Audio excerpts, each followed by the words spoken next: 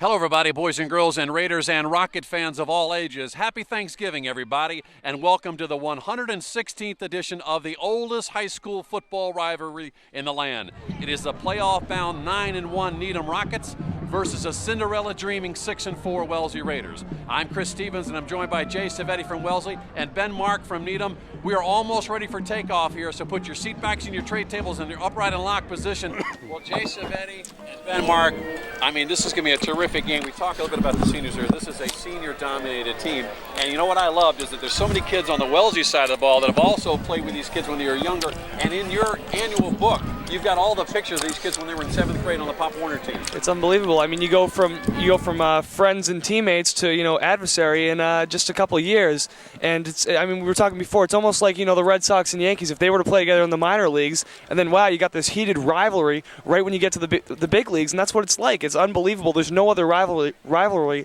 like that in the country. And it's kind of funny too because sometimes these guys end up together after school. At the JV game this past week on Saturday, and again, the Needham freshman whooped up on the Wellesley Raider freshman. The JV whooped up on the Wellesley Raider JV. We had a chance to be able to interview Eric Obang, who was a star of the Wellesley team last year, Jay, and Jamie Walker, who was a star of the Needham team. And what was great about it is that now they're teammates at Bates. Yeah, it's a great tradition, Chris. You know, when I was getting out of my car watching even the parents from Needham and Wellesley were in tailgating in the parking lot together as a group. The excitement is just it's great to see. It's fantastic. Well, it's great to have such a beautiful day for this is the 116th edition, and it all started back in 1882 when at that time what was called West Needham, Wellesley, which I think the people from Needham still refer to us as, kind of seceded from the Union, and they kind of formed our own town over here with 85 different families and stuff. And then Arthur Oldham went across a border, went back across the river there and said, "We challenge you to a football game."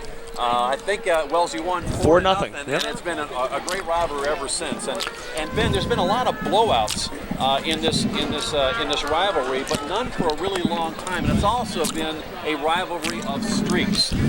Needham won last year, but prior to that, Wellesley had won 4, Needham had won 4, and then prior to that, Wellesley had won 6. So, I mean, what do you look for here today? Well, you can't say it enough. We say it every single year, but records just don't matter in this game. It never seems to matter. 2 years ago, similar situation here in Wellesley. Needham had a playoff spot wrapped up, and Wellesley came in and handled Needham pretty easily in that game.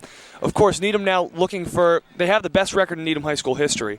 They don't have anything else really that they want to prove, but when you play Wellesley, there's the entire town on the line, the morale of a town sitting right out here on this field. Anything can happen. We say it every year, but you just can't say it enough.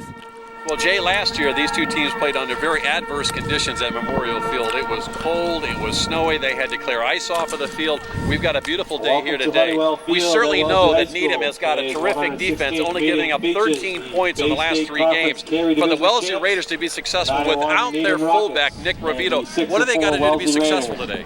Chris, I spoke to Coach Tracy. He said, well, they were looking at film this year.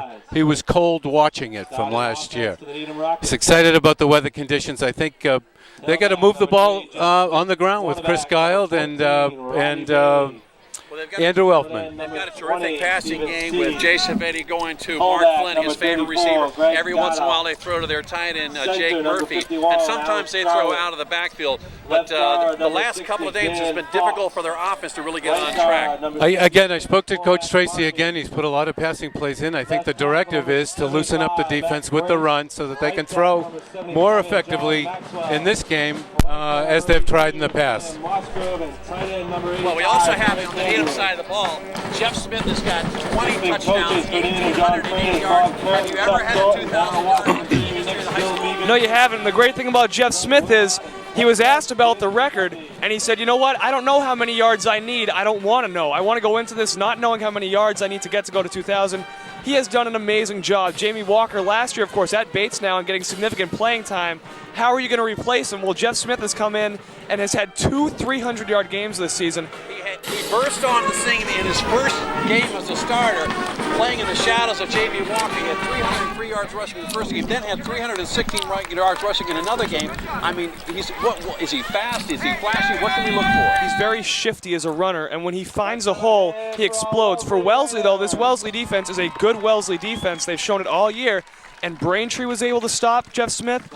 Last week, Newton North was able to stop Jeff Smith. It is possible if you can avoid letting him get in the open field, because he is a very shifty and powerful runner once he gets in the open field. Well, we know that Jeff Smith is a guy that they've got to stop on the offensive side of the ball, but I think for the Raiders really have to be concerned about scoring points. They've really struggled the last couple of weeks, haven't they, Jake? They have, Chris. I think that the excitement of the game today is going to keep the running backs in the game, and this offensive line is flying today. I'm going to tell you right now, these guys are going to be out here making blocks, and I think we'll be pleased with the outcome on the running side of the game. And if we get a chance to throw in those situations, then I think we've got able receivers. And Ted's thrown the ball pretty well. So. Well, let's set some of the starting lineups for you. When the quarterback Robbie Bailey, number 14, the halfback we talked about, the Super Bowl, Jeff Smith, number 3, Greg Gatto, number 34, co-captain is a fullback. The tight end is number 41, Keith Jurgens, number 85, Frank Andrews, a very good tight end, plays on the other side. The offensive tackles are number 75, Matt Grace, and number 75, junior John Maxwell. The guards are number 60, co-captain Dan Fox. The center is Alex Garlick, who wants to go to the NFL, and based on how I hear he plays, he probably will. And the other co-captain is the other guard, Cormac Harkins. On the defensive side of the ball, what can we look for from Needham? The defensive side of the ball from Needham comprised of 10 seniors on this defense, and the linebackers and defensive line have been superb all season. They've pitched two shutouts pretty much. They've given up 6 points to Weymouth. They have been hot as of late. And you know what? They are a fast defense, and they get to the quarterback. Jeremy Grunbaum on the defensive line, Cormac Harkins, Ryan Coyle, and Nick Elcock. Greg Gatto, Dan Fox, Frank Andrews, and Chris Shan make up that linebacking crew. They'll run a 4-4. Dan Haggerty, who had 3 interceptions on consecutive possessions last week to seal the game against Newton North. Pete Lodge and Alex Iorio will be on the defense for this Needham Rocket team. You mentioned that Dan Haggerty had 3 interceptions last week, and Needham last week prevailed against Newton North in a very, very tight game. Jeff Smith had his traditional 2 touchdowns in the game. He has scored 20 of the 25 touchdowns that this Needham offense has scored. But as you look forward, and I know it's kind of premature for us to do it because we have a Thanksgiving Day game here, but we certainly have to pay respect to a Needham Rock team that has got a record for the school in terms of number of wins, but they go up against a 34-game winning streak and the Acton-Boxborough team. That's going to be a tough game. I'll tell you something, they know it's not going to be easy because Acton-Boxborough has won the dual county 3 straight years now, I believe. They're just full of great plays. Obviously, they're not going to. A little bit nervous last week when you thought maybe they looked past Newton North. Coach Dave Duffy's had them focused, though, and it's just, he's done an absolutely great job with this group of seniors. So we'll see what happens today, though. But, yeah, you have Acton-Boxborough waiting in the balance there after this one. We're talking a little bit about introducing the Needham seniors here, and we had a chance to kind of do that at the outside of the broadcast. But Jay Civetti, if you think about this Wellesley defense, and a Wellesley defense that's got to stop probably the premier running back, not just in the Bay State, not just in Division II, but probably in the state of Massachusetts or the Commonwealth. What do you see as being the keys for the Wellesley defense? Chris, I think Jake Murphy, Thomas Claiborne certainly, Mike Stone, Gustavo Medina, all those guys who are playing both ways in this game have been the strength of the defense as well. And I look for a big game from both of them. Stone has just got such great reaction out of the defensive back position. And Thomas Claiborne, for a sophomore, I got to tell you, he's a great player and is going to see a lot of play going forward. Number 78 is Thomas Claiborne. Let's set that Wellesley defense for you that you'll be watching out there. Wellesley defense, the bookends, the ends are number 55, Evan Rosenberg, number 81, Jake Murphy. The tackles are number 78, Thomas Claiborne. Stevens is pretty much healthy again, so you'll see him number 50 rotating with Gustavo Medina, co-captain number 71. The outside linebackers are number 34, Drew Petzing, and number 36, Chris Guile. The inside backers are number 53, Julian Turner, number 62, Chris DeAngelis. The cornerbacks are number 3, co-captain Mark Flynn, and cornerback Jimmy Nelson, number 30, and the free safety, as you mentioned, is number 12, Mike Stone. We've got a beautiful day here. We've got a terrific game, and I think, Ben, it was you who said that, you really kind of have to throw the records out the window when these two teams get together on Turkey Day. You really do. I mean, it's not like 2 years ago where Wellesley, did Wellesley have a losing record 2 years ago, I believe, when they came into this game against Needham and knocked them off. Anything is possible in this game, and that's what makes it so great. The mystique of this game, how it's been the longest high school rivalry in the country since 1882. It's just a wonderful thing to see all these people here, too. I'll tell you, both towns supporting their teams with flying colors, and it's just great to see. Well, we've got a great production crew here today as you're ready to bring you the action. Our director is Eric Gazelle. Our cameramen are Josh Eilberg right up here at the 50-yard line, Lawrence Holly and Tim Nagel. There are no three better cameramen any place in Massachusetts. Our grips are Jim Rustani and Derek Guzzi. Our graphics are handled by Mark Mandel from Needham. The replay will be Tamara Green, who always does such a terrific job. Mike Levin's got our stats, and he's going to keep us under a lock and key up here. And I'm Chris Stevens along with Ben Mark and Jay Savetti, and we're very excited to be able to bring you this action. And you know what? We talked about rivalries from different towns and things of that nature, but you know, there's certain teams that you play that you just got bad blood with. But you know what? There's something about this rivalry that I've never seen really any bad blood between these teams. They play hard, but they play clean, don't they, Jay? Yeah, Chris, I had the opportunity to grow up in Newton playing the Newton-Brookline game on Thanksgiving in my senior year, and it's a place you can't describe inside. And there's a bunch of kids on this field that are feeling that today, and we're going to see some great activity, I think, from those guys. Well, you're a junior still at the high school, Ben, and as you think about how the school prepared for this game, did they prepare any differently than any other week? No, I mean, you know what? There's a buzz around the school that you just can't describe the week of Thanksgiving. Spirit Week happened this past week, then you have the pep rally and the Powder Puff game yesterday, of course, and it's just a great feeling around the school. You see the co-captains out there, number 71, Gustavo Medina, number 62, Chris DeAngelis, number 3, Mark Flynn for Wellesley, and on the Needham side of the ball is number 60, Dan Fox, number 66, Cormac Harkins, and number 34, Greg Gatto. So they are shaking hands. We'll try to get a read in terms of who does what. We got all the cameramen out there in the field. The Zebras are looking good. They've been groomed today. We're almost ready for action here, and we are at Hunnewell Field. Happy Thanksgiving, everybody. You are watching this on Thanksgiving Day, hopefully, right after this game has been completed. And I wish we could tell you what the final score was, but that would ruin the turkey for some of you. So I think Needham won the toss. They will defer until the second half, so they will put trust into this outstanding defense. And who will do the kicking? Will it be Machunsky? It'll be Machunsky place kicking. You'll see Matt Brazan taking the extra points. He's really come along very, very well for this team. Well, you see it out there. Both teams are ready to go. And they're psyched. You've got 71 players on the varsity for Needham. 77 players. You've got 51 for the Wellesley Raiders. I think they've dressed a couple of freshmen, too, that may have proved themselves worthy. They worked hard during the course of the season. I'm excited. We've got a beautiful day here. And we know this.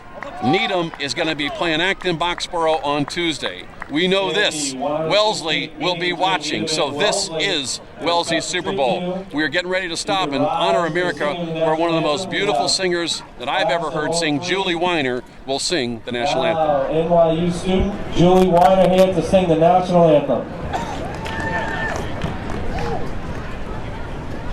Oh, say, can you see by the dawn's early light what so proudly we hailed at the twilight's last gleaming, whose broad stripes and bright stars through the perilous fight o'er the ramparts we watched were so gallantly streaming, and the rockets' red glare, the bombs bursting in air, gave proof through the night that our flag was still there.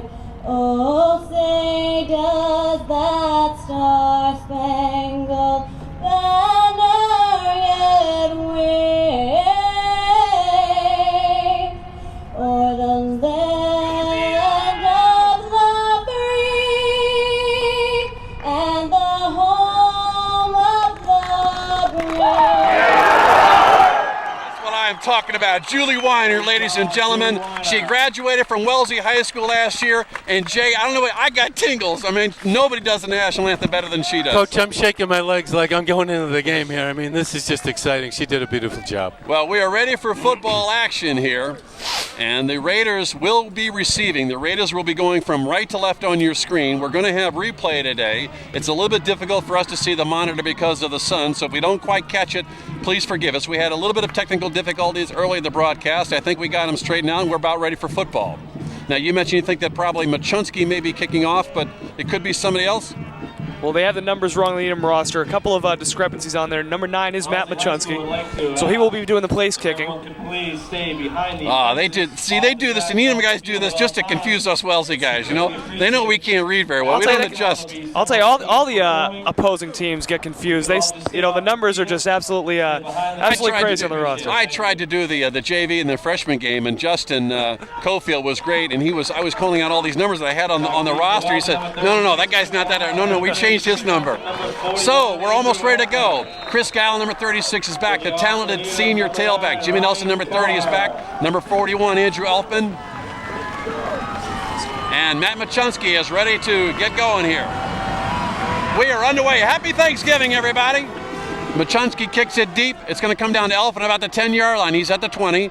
Trying to cut it back outside to get a little bit of seam. Elfman's got no room. He's going to go. Oh, the way if he doesn't have a penalty.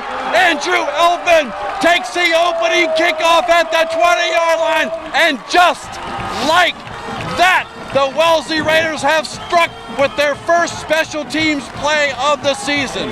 Didn't take long for that to happen, and I'll tell you something. Talk about taking the wind out of the sails out of Needham right now very, very quickly. 14 seconds in, it's a touchdown for Wellesley. Now you see this right there, and Jay's got the replay for you. Andrew Elfman took it at the 20. Yeah, Chris Gile made a great block here, Chris. Just a fantastic block to break him.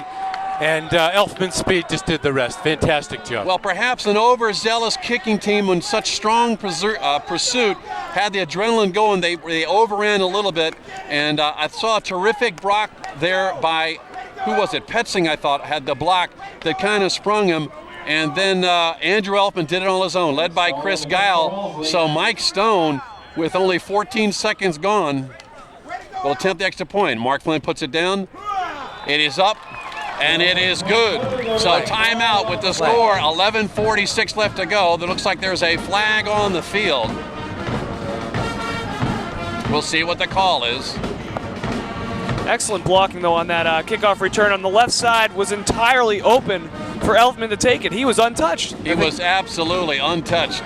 Chris, I think the defense was offsides. I'm not sure, but they're still debating it. Gatto may have jumped off. The kicking team looks like they will come off the field. I think they refused the penalty, Chris. Personal foul against Needham.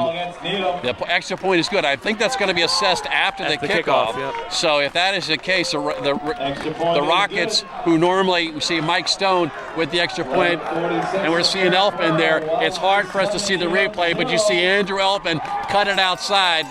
He's got Jimmy Nelson in front of him. Nelson didn't have to do anything except for clean the carpet on the way to the promised land. It is 7-0 Raiders. We are shocked up here. Chris, fantastic play. I saw one black shirt on every white shirt, and that's the way special teams has to work. Well, Ben, that is the first special teams touchdown that this Wellesley Raider team has had all year long. And I know you guys have had one or two, haven't you? Well, if you want to point out a weakness right off the bat for the Needham team, it's their special teams against the kick. Framingham returned one for a touchdown, another one deep. Brookline returned one pretty well against Needham. That's their one weakness, their special teams against the kick, and it showed right there. Well, I think perhaps Julie Weiner did such a stunning rendition of the national anthem. Perhaps everybody was too busy just still enjoying that. But Thomas Claiborne, the sophomore, 6'5", 295 pounds, took over the kicking responsibilities for place kicking at Framingham and has done a very good job ever since. He'll be kicking from the Needham 45 after the personal foul. He gets it down there. It will be returned. Looks like Machunsky at about the 10. No, excuse me, Smith trying to get outside, and he stood up there. Another flag. Mike Stone tackles him at about the 17-yard line. Jeff Smith, number 3, is brought down by Stone. We'll see what the call is. Usually you'd think it's a holding if it's going to be in the backfield like that, and I think that's what it's going to be. Needham's backing up right now. So Jake Murphy, number 81, is signaling that it is a holding call against the Rockets. So this rocket may be still on the launching pad, ready for a liftoff. This is not the way I know that Dave Duffy wanted this team to start. Absolutely not. I mean, that's about as quick of a knockout punch as a first strike that you can get for Wellesley. I mean, 14 seconds into the game, Wellesley doesn't even have to go on offense against the Needham defense, and they already have a 7-0 lead.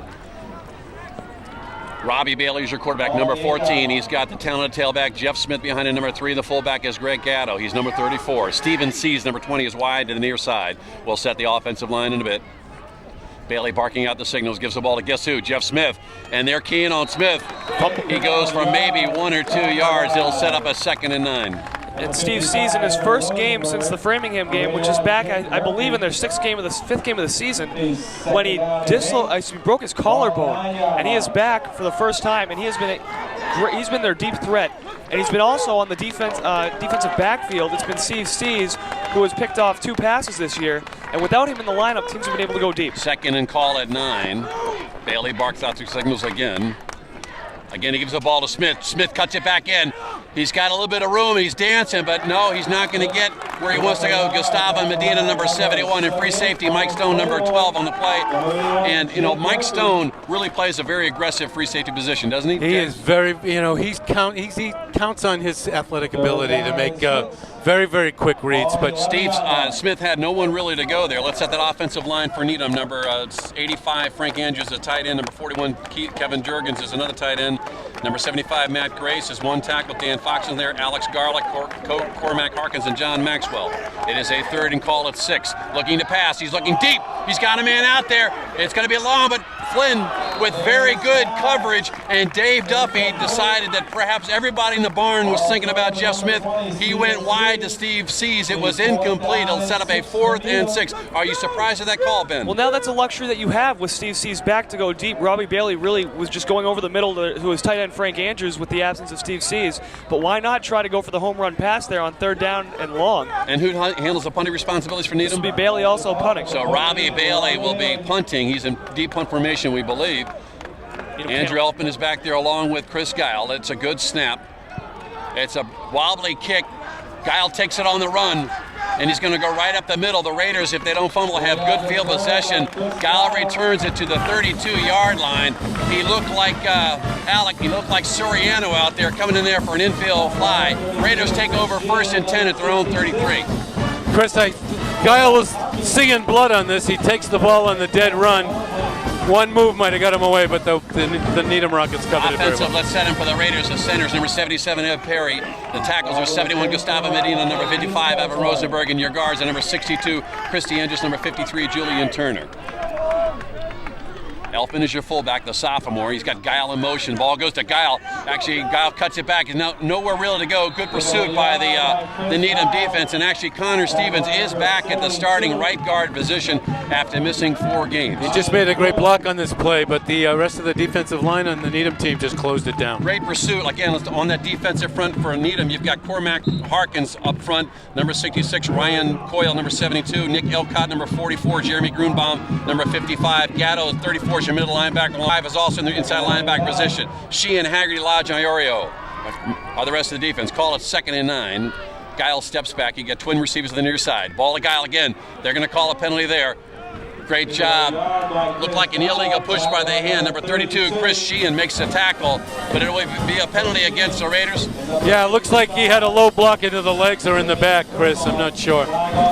Ben, Mark, if you're a Needham Rocket fan, as you well are here, you've got to feel good about after giving up good field position. If the Rockets can hold you and get the pigskin back, it kind of gives them a chance to breathe a little sigh of relief. Needham has played a good field possession game all year. They win the field possession battle because this defense does just a great job of stopping the run, forcing teams to pass on 3rd and long, which, as you know, in the high school game, the running game is a much safer option almost always, unless you have a star quarterback. So, yeah, Needham has done a great job swarming here. Chris Shan has come up huge as a junior. This is supposed to be a senior-laden team, but Chris Shan has jumped onto the scene here as a junior. Great job by Sheen. He's one of 2 juniors that start on either side of the ball here. It'll be a 3rd down. They refuse the penalty based on the fact that they lost him. Petzing in motion. Guile gets it again, nowhere to go. Chris Guile's going to be again smothered by Sheehan and Frank Andrews.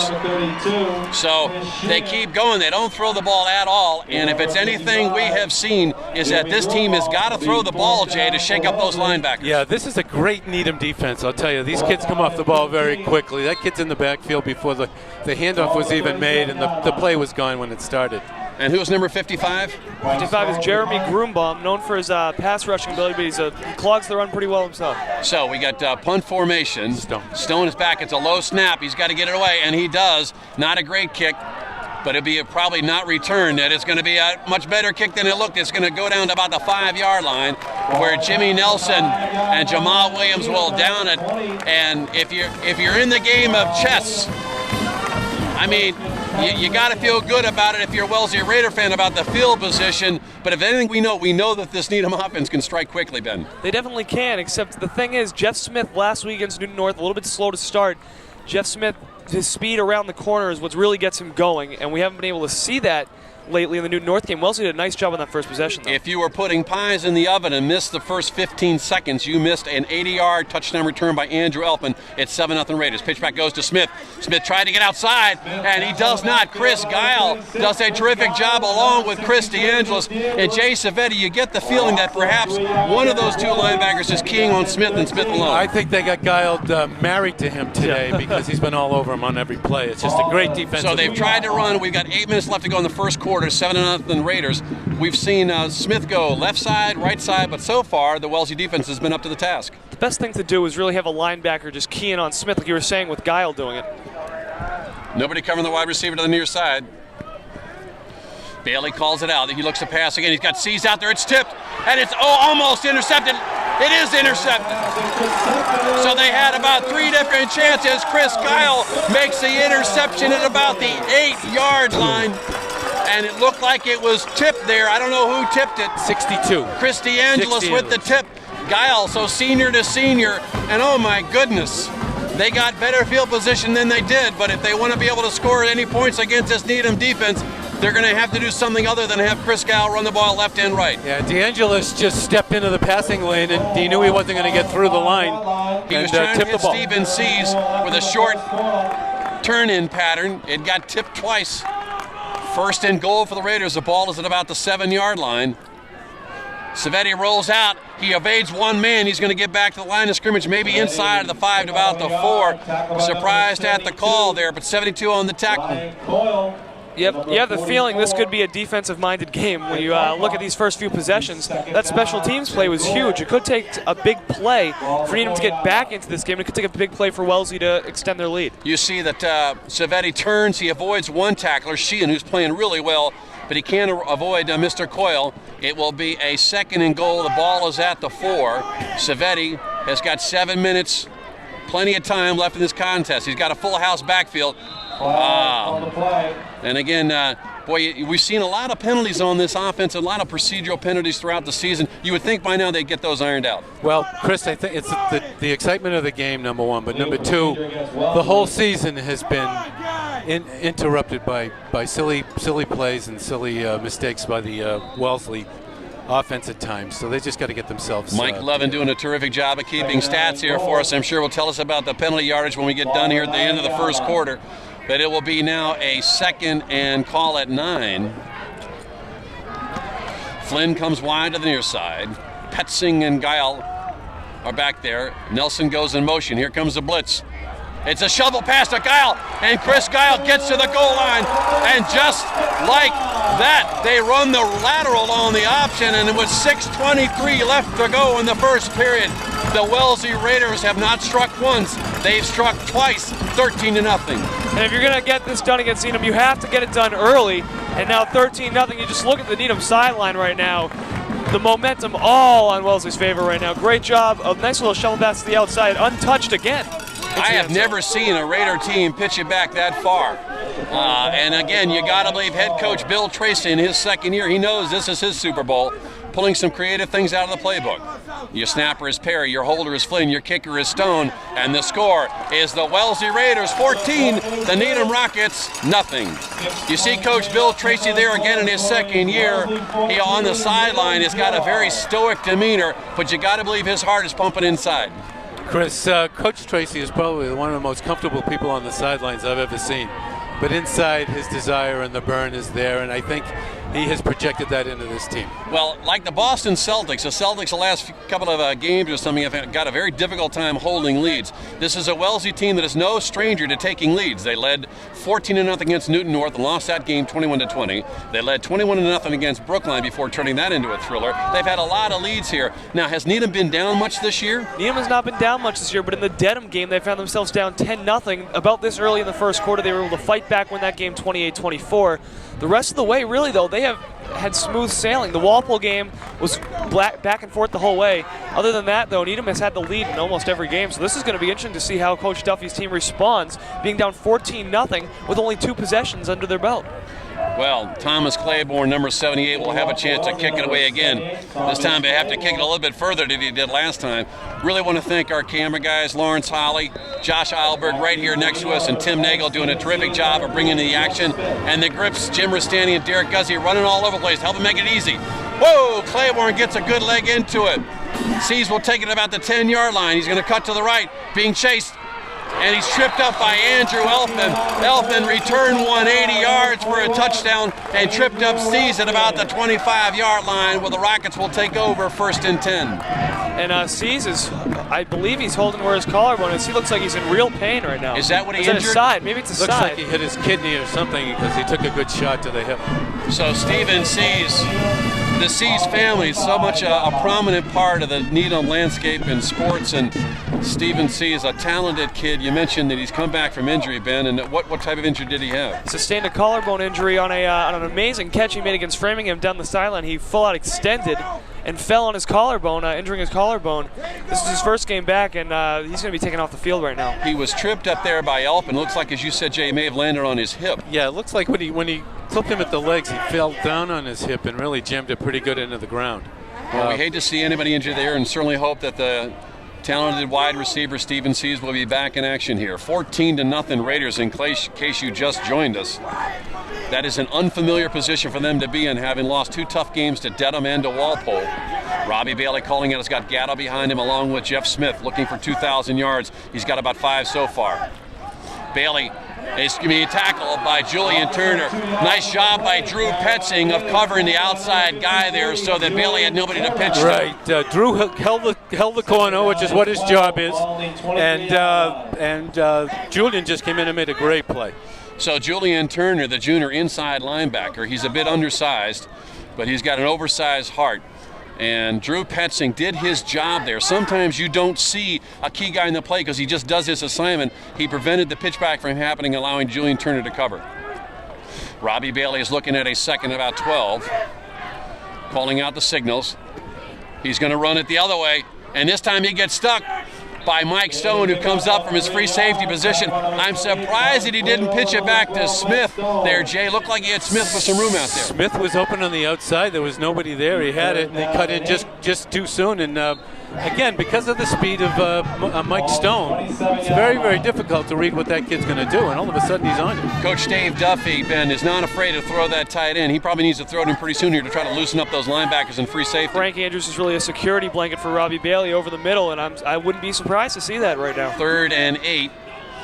Raiders have got 4 linebackers in there in the middle. Handoff goes to Smith. He's got a little bit of room up the middle, but he's going to be tackled short of the 35-yard line. He needed to get to the 35, and unless I'm mistaken, I believe that's going to be 4th down, and Coach Dave Duffy is going to have to unload it again. So in comes a punting unit for Wellesley. 61 Tucker Lyman, 28 Jack Morrissey, 80 Matt Fleming, 20 Jamal Williams is in there along with 21, that's Mark Johnson. Guile will go deep in punt receipt formation, although... No, it looks as though... No, they're going to... 4th and 1. And Wellesley's got to call a timeout now. It looked like they weren't sure if they were perhaps going to go for it. We got 15 guys on the field. Oh, okay, all right. Well, there's another reason we need a timeout, but... That's one way to beat the Rockets. Robbie Bailey, quarterback and punter. So when you see him come in on a 4th down and short, your first initial reaction might be, oh, is he going to be quarterback? Is he going to be punting? So maybe that had a factor too. Because Jeff Smith was out there, and he's the running back. He's not out there on punt returns. You got that right. So we have timeout on the field. 14-0 Raiders. 4:26 left to go in the first period. Happy Thanksgiving, everybody. And it does appear as though these Rockets are saying, you know what? We got nothing to lose here. We're going to the big show on Tuesday. Big play for the Wellesley defense. Look for a sneak here by Bailey. I wouldn't be surprised. Trying to draw the Raiders offside, perhaps. No, they're going to go to Jeff Smith. And, Jeff Smith moves the legs. He gets a first down. Jake Murphy with the tackle. They could not hit him low. And if you try to go high on Jeff Smith, see you later. Yeah, Claiborne got blown out, and Jake Murphy came in from the end position to make the tackle, but it was just too late. He had momentum and first down. Smith's only about 5'8", 170 pounds, but he is a powerful kid. He is very, very strong. Keeps those legs moving, as you mentioned. That's what got him the first down. He's got calves the size of my thighs. I mean, he's got some serious wheels on him. 1st and 10 Rockets. The ball over the 35-yard line. Andrews in motion. Pitch back goes to Smith. He almost drops it. Chased by DeAndres. Now Stone. Stone does pull him out of bounds. DeAndres with the initial contact. Jeff Smith shook him and was still able to pick up about 5 yards. Call it 2nd and 5. Smith's got great speed to the outside. He was almost tackled in the backfield, but left the guy on the ground. And again, Mike Stone's got to come up and make the save on that play. I noticed he's got Chris Sheehan sometimes playing that fullback position. You're going to see, I haven't seen it yet, and I'm surprised. The inside handoff, you're either going to go to Shan or Gatto. Shan broke 148 yards against Milton on an inside handoff. Well, the Raiders have proved themselves vulnerable up the middle. They're very strong in the outside backer. If I roll out, he's got him in, he's looking deep, he's in the flat. Oh, it's tipped. Oh, it was tipped by Petzing, and then it looked like Andrews was going to haul it in at midfield, but he was not able to make the catch. 3rd and 5. Petzing makes a great play on this. Adjust to the passing lane. And if you can see it on the screen here, it just moves into the passing lane. So Drew Petzing uses all of his 5 foot, let's call it 9 inches, to get a piece of that ball. Tips away, but still, Frank Andrews almost made the reception. It would have been a nice first down. Matt Colucci, number 27, comes into the contest for the Raiders. Getting some quality time here. Rosenberg comes out. 3:09 left to go. Bailey's got Gatto, and he's got Smith behind him. He's going to do the quarterback sneak. Jake Murphy's got him, though. Looks like that there might have been a mistake or something on the play. It will set up a 4th down and 3. The ball is at the 45-yard line. Duffy went for it before. I guarantee you he'll go for it again. I think he will. You're pretty close to no man's land here, where if you punt, you're going to give Wellesley field position pretty deep in their own territory. See, I love to be wrong. I love to be wrong, in case you don't know, Ben. So when I predict something that I don't want to happen, and then I'm wrong, I'm happy about it. Looks like Robbie Bailey's going to be back in punt formation. Bailey is back. We'll be watching his brother George Bailey from It's a Wonderful Life later this Christmas season, holiday season. Good kick. Guile is going to feel it. He's going to signal the fair catch, and he does make the fair catch at about the 22-yard line. Well, the Raiders will take over 1st and 10 with 2:19 left to go. We're having some difficulty with the replay camera. It's hard for us to see. Hope that you can see it, but we see some interesting changes. Tucker Lyman, number 61, is coming into the offensive tackle position, so there must be something wrong with number 55, Evan Rosenberg. He rarely comes off the field. Yeah, Evan's over here now. I can see him on the sidelines. He's calling for a trainer or something. And Tucker's done a great job in the last 2 or 3 games. He's got some minutes, so I'm confident with him in there. Rosenberg is a Bay State All-Star, as is Chris Guile, number 36. There's something wrong with Rosenberg's hand. He looks to there's Flynn. Flynn takes it to the inside. He normally turns outside. I told his dad, I said, tell him to turn inside every once in a while. He did. He almost shook the receiver, gets up about 8 yards and picks up close to a first down. Chris Sheehan on the tackle. Well, I've heard nothing but great things about Flynn, the split end for Wellesley. Done a great job this year as we're trying to get a look at the replay. Nice little quick turning right in. Yep. Quick out to Flynn, picks up 9. If Bart Starr was back there, he'd go deep, but he's not. The talented junior, Ted Savetti's back there. Savetti has got Elpin behind him. He's going to throw it again to Flynn. Flynn's got it. He turns outside this time and gets out of bounds, but not until after he picks up a first down, which stops the clock with 1:35 left to go. Raiders leading 14-0. Coach Tracy's trying to control the clock here. They've had great success with this pass play all year. Flynn's just got great hands. Ted's getting the ball to him quick enough outside, get out of bounds and control the ball. Well, that is their favorite pass pattern for sure, is to quick out to Flynn. And do they sometimes talk to each other? Does Savetti read that? And does he ever call audibles? Their practices are after practice, and they work on this play all the time, Chris.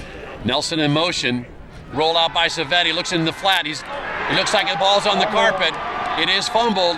It looks like the Raiders got it back. Ball picked up by Wellesley. Number 41, Andrew Elpin with the recovery. They rolled out. Now they've gone from doing almost exclusively running to throwing the ball 3 straight times. You see here Savetti rolling Dan out. Fox. Yeah, you need a backside block to make that play work. And You see great pursuit there by the line. Andrew Elpin, number 41, gets a pigskin back for the Raiders. It will set up a second in about 15. Dan Fox did a nice job there pursuing the whole way. Dan Fox, the captain. No one works harder than Dan Fox. He's an absolute warrior in the weight room and on the field. He patrols that middle. They got the double scissor. Elpin trying to get outside, being chased by Fox. Fox is behind him. He doesn't get him, but the next guy does, and he's driven out of bounds after about 6. Sheehan on the tackle. Fox with the pursuit, and the Fox network was in play there. 22 seconds left to go. Fantastic, Mr. Fox. On pursuit the entire way. Nice job by Sheehan, too. Sheehan's done a real nice job in this game. He seems to step up for these big games. Again, you see there Fox pursuing there. He almost trips up Elpin, but then in comes Sheehan. We got another flag on the play, so the Raiders have their second, I think I'll call it procedural type penalty so far. The Rockets have been penalized twice. The Raiders now twice. For only 10 yards, though. Chris, this is not new to Wellesley's offense. They continually have small mistakes that interrupt the offensive flow, and they've got to settle down. Well, it's cost them a lot. Yeah. They've had 3 close losses to 3 very good teams. They lost to Newton North early. They lost by 1 point on a controversial play to Dedham, 7-6, and they lost to Walpole when they could not score a first down in the second half. Savetti has got a second and call at 21. And that is going to do it. So the clock runs out on the first quarter. And if you are a Wellesley Raider fan, you almost wish this were the end of the contest. But we've still got 3 quarters of football to go. Wellesley Raiders 14, Needham Rockets nothing. Yep, and this is where I'll tell you, Wellesley just jumped out incredibly quick in this game. Needham's going to have to work on the field possession game. As you can see, Wellesley's backed up at their own end right now. If they can keep trading off possessions where Wellesley's farther back, this is how Needham has won a lot of their games this year, winning the field possession battle, which they couldn't do early, obviously. Right. And Wellesley really can't afford those kind of mistakes against a defense like this and a 9-1 team because they're going to interrupt the flow of the offense, and their field position is going to be interrupted all day. So they've got to get out of that mistake mode and get into a Let's positive recap flow. a little bit what happened in that first quarter. The opening kickoff, Needham elected to let Wellesley have the ball, although they won the toss. They kicked it away. Andrew Elpin took it at the 20-yard line and raced down the left sideline, the near sideline, 80 yards for the touchdown. And with 14 seconds going in the first quarter, the Raiders had a 7-0 lead. The Raiders, after a couple of exchanges of punts, were able to intercept the Needham pass on a tip by DeAngelis and an interception by Guile. And then finally a long toss sweep to Chris Guile allowed him to scamper in from about 8 yards out. It is 14-0 Raiders. Needham defense that does not give up much, has not really given up much yardage here yet, Ben. They just have been, I guess, on the unfortunate end of a couple of big plays. They put in a tough situation there on that touchdown. Man, they just keep messing up. They're moving again, Chris. The offensive guard on the left side, I believe, was. So they pull a little bit too early. Again, trying to get anxious to get out there to pave the way against this very talented Needham defense. Cormac Harkins, number 66, such a tough kid. Gatto, number 34. They were all teammates on that Pop Warner team, undefeated Pop Warner team. Want to pay tribute to the Pop Warner C team that actually won the Eastern Massachusetts Championship. John Bianchi and company, Mr. Ciccone, have got themselves a great team. They play Nashua coming up, and hopefully they're going to end up in Disney World in Orlando. Congratulations, guys. Absolutely. Great story for those kids. Looking across the middle, he throws to a spot. And Savetti was rushed there. Again, he had a man on him. That was Groombaum. Yeah, Ted dropped it to 3-step drop in 55. That was Gruenbaum, yep. What's his name? Gruenbaum? Jeremy Gruenbaum. Just real quick pursuit. Ted didn't have, he was in his face. Jeremy Gruenbaum, as a junior and a sophomore, was the kicker for this team. Kicked a huge field goal to win a game sophomore year, 3-0 against Natick. Now he comes in as a defensive tackle. He has shown so much quickness that was not expected, and I'll tell you, he has been all over the quarterback of every team they've played this year. Both teams have small defensive tackles that they try to rely to get some things happen. Wellesley's got a 5'7", 155-pound defensive tackle, and Gruenbaum's a quick, and he's actually playing D-end, I think. Petzing in motion, handoff up the middle to Elfman. Elfman's got a little bit of room trying to kick it outside. He's got Gatto to beat, and he gets knocked out of bounds. He picks up quite a bit of the yardage. Iorio knocks him out of bounds, but not until he gets up close to a first down.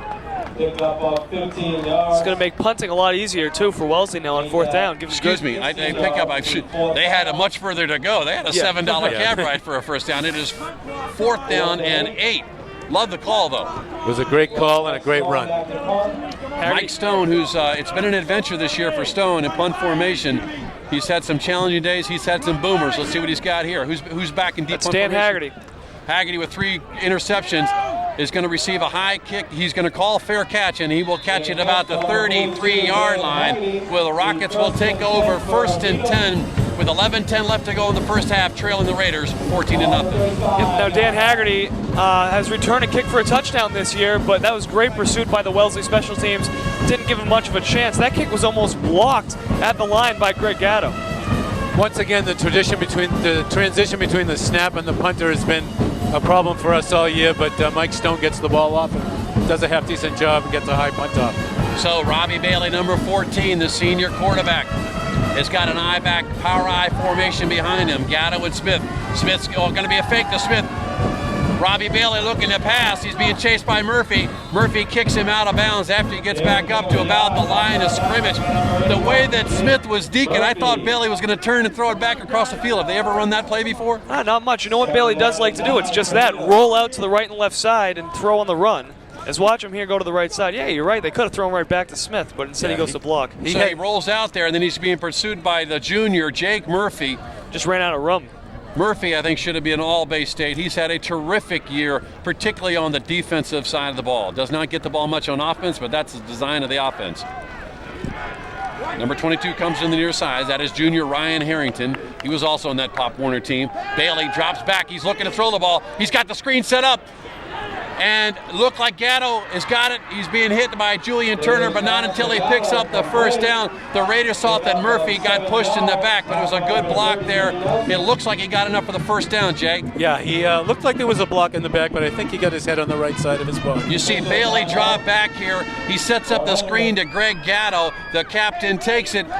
He's being pursued there by Murphy. Good block there. He cuts it back up and actually picks up just short of first down yardage. Call it 3rd and less than 1. That little dump screen to Greg Gatto has worked real well this year. They've scored twice on that thing from over 40 yards out. Greg Gatto, of course, the senior captain. His family's played in this game. Just talking to him, he said there's no greater feeling than to play in this Needham Wellesley game. Part of the famous Gatto family, part of the game, the 29-29 Yale-Harvard tie, I think was Vic Gatto. Vic Gatto. So it is going to be 3rd and short. And you mentioned before that you thought that Bailey might run a quarterback sneak on 4th and short. You think he'll do it here? I mean, this is where the offensive line just pushes forward and Bailey almost just falls forward. We've seen that a lot this year out of the Needham team. That's why I was surprised we didn't see it with Smith, but, it ended up being a good call on 4th down. I wouldn't be surprised if they run a sneak. If they don't get it here, at least on 4th down, they will. Well, sometimes people like to show sneak and throw long. Harrington comes wide to the near side, along with number 82. That is Cam Musgrove. Oh, whoa. Getting close to the first down. He's got it, I think. Yeah, he's got the first down. They give him forward progress. First down. It's not what you're used to seeing on a sneak. Bailey, it looked as though got stopped initially, spun around and picked up a couple yards. Gustavo Medina, number 71 in there. Thomas Claiborne, 78 in the middle linebackers. That was DeAngelis and Turner, all clogging it up in there. Yeah, Bailey does get the nose of the pigskin. Just enough. Looked like he was stopped initially, as you pointed out, but then he leans forward and gets a first down. 1st and 10, 10-11 left to go in the first half. Bailey gives it to his fullback. That's Gatto up the middle. He's going to break it. Gatto's that's Sheehan being chased, and he's going to go all the way. And the Raiders, who have their free safety up, playing that aggressive play, as you said, leave themselves suspect, and Chris Sheehan goes 55 yards, 14-6. What a feeling for Chris Sheehan. I'll tell you something. This guy at the beginning of the year was not supposed to make an impact, and he has done it so well this year. And in the biggest game of the year, Sheehan has come up huge on defense and now on offense. The inside handoff has worked real well. As I was saying earlier with Chris Sheehan, he's got the speed to break it open. And well, we do have liftoff here. The Rockets have lifted off.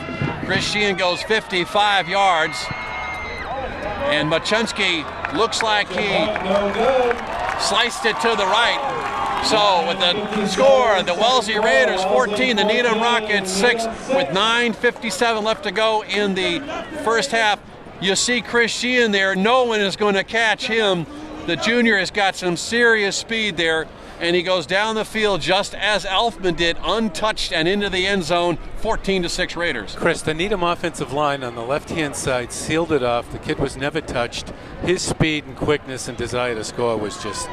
Well, Jeff Smith pointed out in an article that, you know what, he gets a lot of attention, and it allows a lot of the other kids. He said Steven Seas is probably going to see some action. Again, Steven looks like he's a little injured out of here. Yeah. But guys like Sheehan, you could be seeing a lot of the fullback, right, Ben? Yeah, you know what? When Jeff Smith struggles, you have guys to pick up the slack, and that was the thing that people were worried about earlier in the year when Smith was, going on his tear of 300, 200-yard games.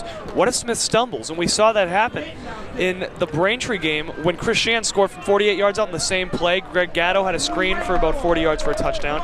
Sometimes you need the other guys to step up, and Sheehan's doing a nice job. And they, the Raiders, if they're going to live by the blitz or live by the stronger, aggressive free safety, they may die by it if they do that again. Again, it looks great when a defensive back's making a tackle at the line of scrimmage. Machunsky getting ready to kick it off here. And he's got a line drive kick that's going to come down. It's going to be fielded by the up man. That is Jimmy Nelson. He's at the 20. Oh, it's on the carpet. Nelson may have gotten it back, and he does. What a stick. Who hit him there at the 20-yard line? Not positive who hit him, actually. It might have been Pete Lodge. 41's Juergens. And there's no harder hitter than Kevin Juergens. Kevin Juergens with the hit. You see Nelson's got it. He has not tucked it away. And he tries to change direction. And what a great stick there. Lodge. It was Lodge. It was Lodge on the hit. Juergens went down, almost got his hands on the football. But Pete nice job by Lodge, number Nelson. 36, with the fumble cause here. And we're seeing a lot of action here in Thanksgiving Day. Thanks for joining us, everybody. Ted Savetti's got a 1st and 10 from about his own 20-yard line. Ball to Elfman. Elfman cuts it back inside, gets 2 yards maybe. Frank Andrews clogs it up along with Cormac Harkin, 66, and number 34, Greg Gatto. Say after last year when Needham pretty much controlled the game against Wellesley, this is a great game we're seeing right here. Both these teams just want this win so badly. Wellesley's playing their Super Bowl, as you mentioned. Needham wants another win. It's here we see up the middle. Elfman got a little bit of a push and picked up a couple yards. Now we saw in the last series the Raiders came out and threw it 3 straight times, trying to keep those linebackers honest there. They run a short run to Elfman. He gets 2, call it 2nd and 8. Nelson in motion. Pitch back goes to Guile, trying to get outside. Chris Riles got a little bit of a room, turns the corner a little bit, and gets pulled down. Looks like right around the 30-yard line, and it will be close to a 1st down. Jimmy Nelson makes a great block on the outside guy here, Chris. Gets Guiled outside, and with his speed and toughness, 1st down. So they do move the jewelry, and with 8:52 left to go and timeout on the field as Guile went out of bounds, the Raiders have got a 1st and 10. That was a big 1st down for the Raiders. This is a play they've run earlier in the season with not much success, so they've obviously been working on this in the last week or so, Chris. Well, they have had very little success with the quote-unquote jet sweep. Correct. Everybody's been scouting that one out. It actually really cost them a lot in the Walpole game. They ran it so many times. So Savetti's got a 1st and 10. He's got Elfman behind him. Rockets almost jump. Nelson in motion. Elfman gets it, cuts it back. Nowhere to go, nowhere to hide. Gatto's there. Along with number 72, that's Coyle. He's there. Ryan Coyle on the tackle. 8:17 left to go. As long as the Needham defense, if they can continue to hold. If you remember, they had the touchdown at the beginning of the game. Nice job here by Coyle. I love Harkin's job. 66 went outside to force Elfman back inside where he knew he had some help. Did a great play on that. Great So job on call that. it 2nd and 9. I'm only going to give him 1 on the play. Savetti got Nelson in motion. He's rolling out, being chased. He's got a man in the flat. It's going to be picked off. He throws it to a spot, and it gets intercepted at the 44-yard line by number 36, Pete Lodge. So Pete Lodge caused a fumble on the kickoff, and he comes up with a big pick there. Savetti looked like, again, he was thrown to a spot. He threw to the wrong spot. Yep. Pete Lodge was just sitting there almost playing center field and just came in with a little sliding grab.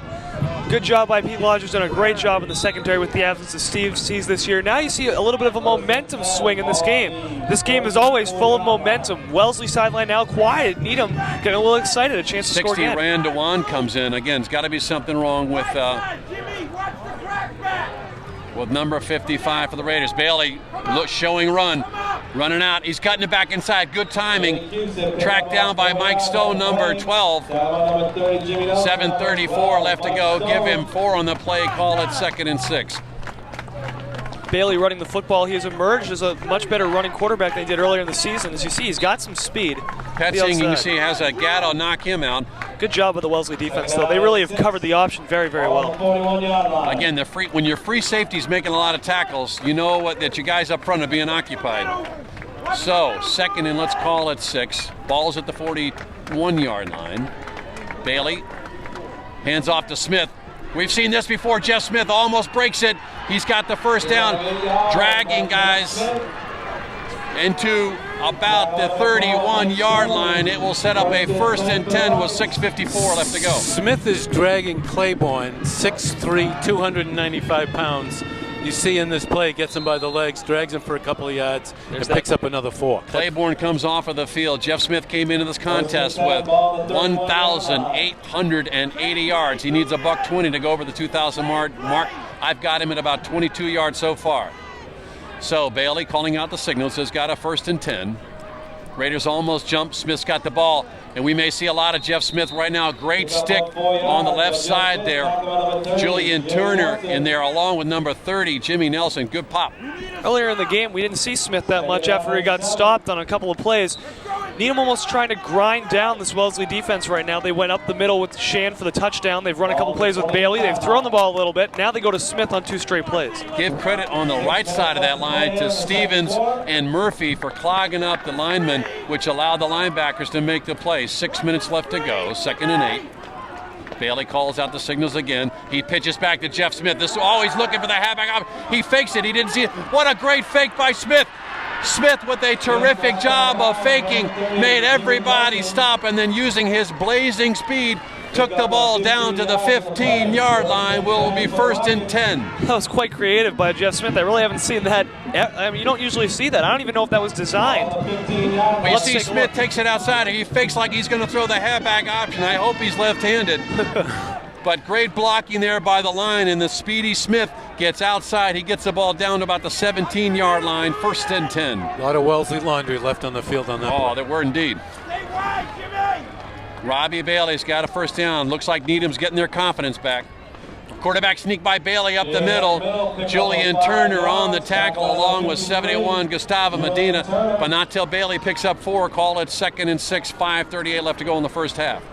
We're watching a Wellesley defensive line actually over pursuing on one side of the ball, on one side of the offensive line, and the other side doing a great job holding their guys. I think if they play position football and hold the line of scrimmage, they'll have some more success. Clock is moving, plenty of time left. 2nd and call at 6. We haven't seen a pass really to Frank Andrews yet. Hand off to Smith up the middle. He's got good blocking up the middle, and he's going to almost break it down. He gets to the goal line, and they give him the touchdown. And just like that, the Needham Rockets have struck back with a Pete Lodge interception at the 42-yard line. They march down the field behind Jeff Smith. He runs it, he guns it. He's now got over 50 yards rushing. It's 14-12. Look at Not this. 14-13. They don't have the extra point yet. 14-12. Rockets. Raiders. Smith stays up just on his, kept his hand to keep his balance to get into the end zone. I think number 12, Mike Stone, I believe. Yeah. He broke the ankle tackle. Now you should see Needham go for 2 here. They do that. They've done that a lot when they've missed the extra point. They'd like to tie this game up. Yeah, this. We have unofficially, I was close, wasn't I? Unofficially, Mike Levin's got Jeff Smith for 10 rushes for 54 yards and 1 TD. He's on pace. This is not a kid you're going to tackle on the ankles or by the arms. You've got to stick your nose in his numbers, and he's quick and shifty. It's unlikely that being recruited by some New England small colleges. Jeff Smith will be playing someplace next year on Saturday afternoon for sure. Again, they also you got Mike Stone making the tackles in the backfield. I mean, you got to have some action in the line. Well, you got to give some credit to that front line for the Needham Rockets. Mr. Gerlich with a nice block up front, 51. Doing a great job. Yeah. They've got some big boys up there. They've got some big boys that know what they're doing, Chris. They're really holding their blocks, sustaining them, and moving the Wellesley defense around. Matt Grace, number 75, also with a good block. So the Rockets will go for 2 because they missed the extra point before. Guess who? Jeff Smith. And he's not going to get it. The Raiders, if they had picked it up and run all the way back, would have only gotten 2 points themselves, but they deny the Rockets 2 points. And if you're a Wellesley Raider fan, you've got to feel fortuitous in that you're still leading after giving up 2 quick touchdowns. If you're a Needham Rocket fan, you've got to feel very good about the fact that you got down 14-0, but behind your all-star halfback Jeff Smith, you're back in the game. Well, the field possession has been huge. Wellesley, of course, on the first play, didn't even have to go on the field to get their 7 points. Then an interception by Wellesley. Had the ball on the 5. Needham was backed all the way up in their own end zone. Now Needham gets good field position. They can work with Jeff Smith. They have the room to do it, and they can stop the Wellesley offense. Wellesley's offense really hasn't been able to sustain a big drive, but I wouldn't be surprised if they do it. I mean, the little shovel play they ran to Guile there was a good play. Maybe a little bit of trickery for Wellesley can shake up the Needham defense. Well, I just also want to thank everybody for joining us on Thanksgiving Day, and we really want to thank our crew, our director, Eric Gazelle, who always does such a great job of working the truck and figuring out which angle you need to see. Tamar Green, who gets that replay. I don't know how they do it that quickly down there. Our cameraman, Lawrence Holly. Josh Eilberg's right up here at the 50-yard line. Tim Nagel. Our graphics, Mark Mandel. Our grip, Jim Rustani, Derek Guzzi. Stats handled by Mike Levin. I'm Chris Stevens along with Ben Mark and Jay Savetti. We got a great one here for you, folks. That drive went 6 plays, 55 yards for Needham. Line drive kick is going to come to one of the up man. No, it's going to finally go to the back man. Giles got it. He's got nowhere to go. Good coverage there by a very pumped-up Needham Rocket team.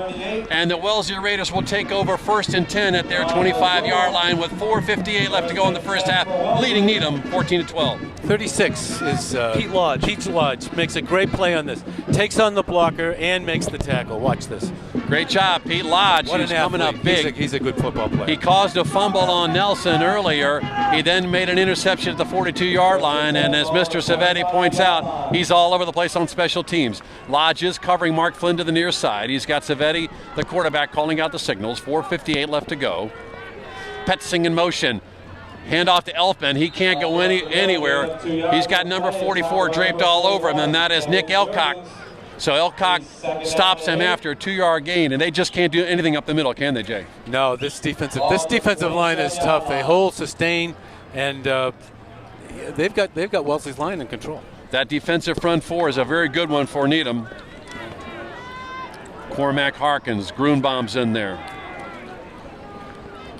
So call it 2nd and 8. Looking to pass. He's got Flynn out there. Flynn's got it.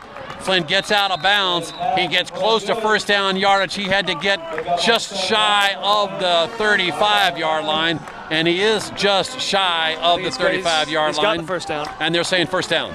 This is good to see at this point, Chris, because oftentimes we are running that pattern shorter. He goes to the first down position, makes the catch, Ted makes the throw, and we have success. So Flynn does a down and out. His favorite target, Ted Savetti's, is Mark Flynn. Mark Flynn, with about 20 receptions this year, has had a great senior year as a co-captain. Looking deep, he's got Flynn going long. Speedy Gonzalez couldn't catch that one. I was just going to say, running that short pass, Needham might have to creep up their cornerbacks. So why not try and go deep? And Wellesley had that same idea there. Just a little bit overthrown, but you know what? Good coverage also by Lodge. Well, Jay, you've covered a lot of football. You've played a lot of football. Being able to make plays is sometimes about just keeping the defense off balance. Even if he doesn't make the catch there, you made him think. Absolutely. You get the ball in the air, you run the fade. This will loosen up the backers a little bit and the defensive backs as well. I look for some off-direction running plays. So the clock is being managed here. Jet sweep, we haven't seen it. Guile cuts it back inside. He gets maybe 4 on the play. Good stop, good block by Medina, number 71, and Elfman, number 41. Great recovery there. Frank Andrews on the tackle. It'll be a 3rd and 6. You see Guile on the first jet sweep that we've really seen. Great block by Gustavo Medina, yeah. But a good job there by Andrews. And you can see the backers are playing off, so the whole passing scenario is working for the Wellesley offense right now. Clock continues to move. 3:42 left to go. 3rd down. Rockets would love to get this pigskin back. Guile in motion. Got a man out there. Almost picked off, but it is caught. It is caught by Jimmy Nelson. I think he's short of the first down. Real nice touch pass there, just over the hand of Chris Shan. Oh, Yeah, danger. I'm not sure you want to throw a touch pass there. You want to get it down in the knees where he can make the catch where it can't be intercepted. Well, but again, they had success. Great catch by Nelson. He could not get past first down yardage. And with 4th and 1, the ball at their own 44. No way Tracy's going to go for it here. They will kick it away to Dan Haggerty. Number 42 is back there. Needham's going to get another chance here to possibly take the lead. They'll have plenty of time to do it. End over end kick. It's returnable. Haggerty may take it. He lets it go. Too much of a risk there. It takes a favorable bounce and will get down to the 11-yard line, where with 3:15 left to go in the first quarter and the Raiders holding a 14-12 lead, the Needham Rockets get a chance to show us what they can do on offense. Well, Jeff Smith has really emerged here in the second quarter to show us what he's been all year. His first quarter looked a little bit shaky, but Jeff Smith, we've talked about it throughout the games this year, takes a little time to get his motor going, and once he gets his motor going, his second halves have been far better than his first halves this year. You see the Wellesley High School band there under the direction of Steve Scott, always doing such a terrific job. First and 10, Rockets. Bailey is calling out the signals. Raiders almost jump again. Pitch back goes to Smith. He's trying to get outside. Gustavo Medina's got him, and they haul him down for what appears to be a slight loss. Clock is still running. Dave Duffy does not call timeout at this point.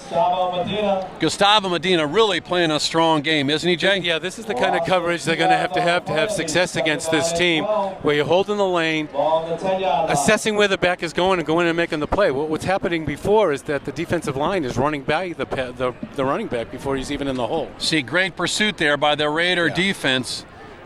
I wouldn't be surprised if we saw that quick hitter to Sheehan or whomever the fullback, if that's Gatto, trying to shake up the middle. It's like Shan there.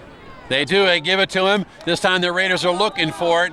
And Gustavo makes a great play here. Great job by Medina and Julian Turner, number 53. Sorry, I talked to Dave Duffy before. He told me that if he had gotten this situation again, he was going to run the fullback blast. The fullback blast is the play of choice when Smith isn't. Look at Gustavo in this big play. yards. Now, I think this is interesting. What a good job there by DeAngelis Medina along with Turner. This time, Bill Tracy calls timeout with 2:24. They want the you ball want back. to talk about confidence here. He doesn't think that the Rockets are going to do anything fancy on 3rd and 8 from their own 12. There's a slight breeze, I believe, that's going to be blowing into the wind if Bailey kicks. And Bailey's had trouble kicking into the wind. I don't know if you remember a week and a half ago, the wind was whipping on Saturday afternoon. Bailey, they almost lost the game because of the wind. They had to punt from their own end zone. The ball went 15 yards twice, and Newton North almost scored twice. We have some organized cheering going on this side of the field. So a big 3rd down play. What will Bailey do? Will he roll out or will he give it to Smith? He gives it to Smith. Smith cuts it back. He will be hauled down, and you'll see Wellesley call another timeout. And they do. They will force a punt. The ball gets up to the 20-yard line, and with 2:15 left to go, it appears as though the Raiders will have another shot at this, Jay. Bill Tracy makes a great call here to call timeout, and he wants the ball back. He wants to get into the end zone. Gustavo Medina makes 2 great plays to make it happen. Well, he knows that 2-point margin is most probably not going to get it done against this great Needham team. An all-time record for them, 9 wins, and their only loss, a 17-14 loss to Walpole. These guys are going to the playoffs against a great Acton-Boxborough team, a 34-game winning streak. The last time Acton-Boxborough lost was in the Super Bowl. To whom? To a Kerry Division opponent, Framingham. Yep. Framingham was the last team to knock off Acton-Boxborough. Framingham having some problems this year getting going. But Acton-Boxborough is going to be just one heck of an opponent. I don't know. I mean, how Needham plans to attack the Acton-Boxborough defense. They have the Abare brothers. The Abare brothers, great. Huckleberry's a great fullback, and Henry Wilson is a great quarterback. That's a kid who could be playing on Saturday afternoon next year for sure. So, 2:15 left to go in the first half. And if I don't know about you, Ben, but the last 2 minutes of almost every single one of our games has got more in it than the balance of the game almost combined. Absolutely. I mean, the last 2 minutes in high school football, anything can happen. Bailey does kick it away. It's a great kick. Elfman takes the ball. Looks like he called a fair catch. And he can't go. And Lodge was right there again. They will call the penalty. The near guy doesn't call it, but because Elfman moved like he wanted to run, he stopped. But his hand was in the cookie jar, and I think he's going to be cited for a 10-yard penalty. Yeah, what's the call here? I know It's delay a game, I believe, is Okay. usually the call. He stopped so quickly, they may pick it up.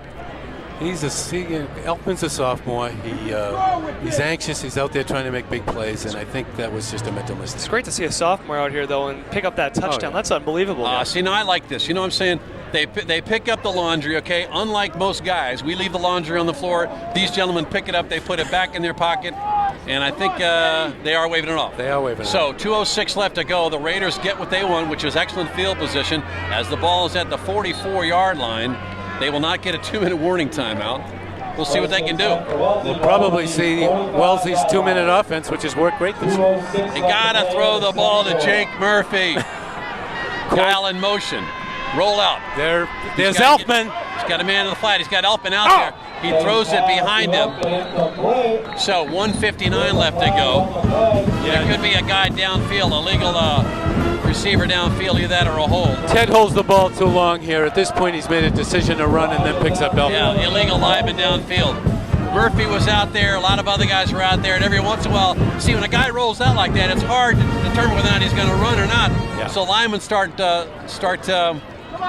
blocking and heading downfield. Ted can't be indecisive there. He's either got to run the ball or get rid of it quick.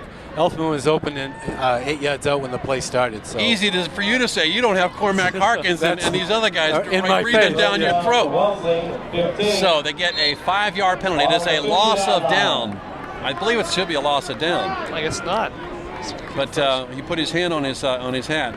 Savetti, guess who? Mark Flynn throws it high to Flynn. It was a catchable ball. Flynn upset that he did not catch it. Now, if you're Needham, perhaps you start using some timeouts here, because the Raiders have done nothing in the first 10 seconds that they've got it, and it's already 3rd down.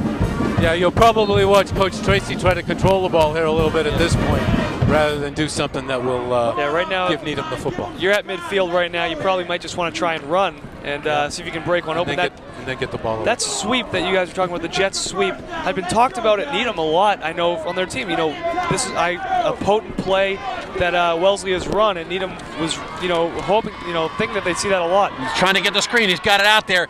He's out of the pocket. He is saying he's out of the pocket, but he had nobody out there. Julian Turner was the closest guy. Smart move, though. And that total time of possession took 14 seconds for the Raiders. You see great pursuit. Cormac Harkins comes in. Savetti has to unload it prematurely, and it will set up a punt. Yeah, Well, it's 3rd down. If it's 3rd down, if you're going to control the football, you've got to have full sprint out on this, or something that will take some minutes off the clock. This 3-step quickness is not the kind of play you want to run in that situation. Athletic directors Roy Johan from Needham, Andy Levin from Wellesley. Got to be very, very pleased with the turnout here and the performance of these two great programs. It is 3rd down, not 4th down. Conservative handoff to Elfman. It's on the floor, and it looks like the Rockets got it. So Needham gets what they want. Elfman with his 2nd fumble of the day. He fumbled, I think, on the kick, and just a great hit there. Sheehan with the recovery, and Needham's got new life.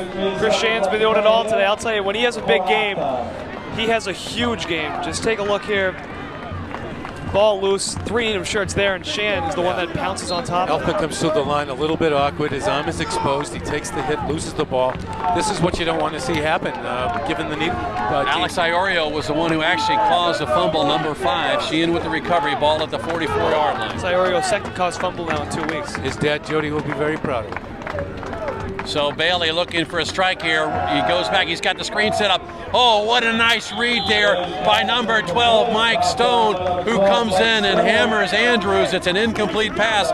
He looked like he had 3 different screens set up. It looked like a screen test. I hope they were in man. He was up on top of him. They had 4 other receivers in the backfield. You see the screen set up to Andrews, and as soon as Andrews gets it, he's got Stone wearing him like a bullback rider. Just great defense, pursuit and great reaction by Mike Stone. Again, in this situation, you want to be a little bit less aggressive, though, and not make a mistake there, because that's 6 points. Taking a while for the second half.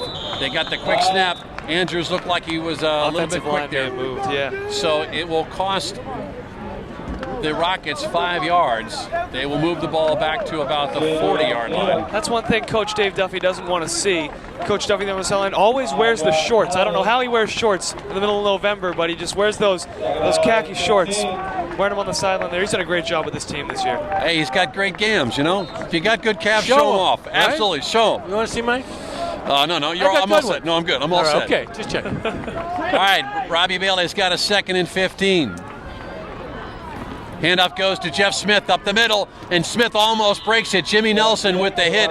He picks up the 5 that he lost. 1:30 left to go. Needham will take another timeout. They will take a 20-second timeout here. Bailey goes over and gets instructions. 75, Matt Grace makes a great play on this. He's done a great job of blocking this year, the senior Matt Grace. Just a quick little announcement here. I know the cheerleaders will be performing at halftime, both Wellesley and Needham, the Needham dance team. He's also asked me to inform the Needham viewers that they will be dancing at the Christmas tree lighting in Needham. Just to quickly throw that one out there for you Needham viewers to come and watch Needham. A new dance, says Coach Big Kunis. third down for Wellesley's defense here, Chris. They got to hold. So 3rd down and call it 10. Ball's at the 46-yard line. 1:30 left to go. Big play. You need a calendar to time this half. Smith trying to get outside, being chased by Petzing. Petzing's got him. Oh, Smith goes. He picks himself back up, and the ball is fumbled. It may be the Raiders, and they do. So Jeff Smith attempting to squeak out a few more yards, puts it on the carpet. It looked like Jimmy Nelson, number 30, might have had it.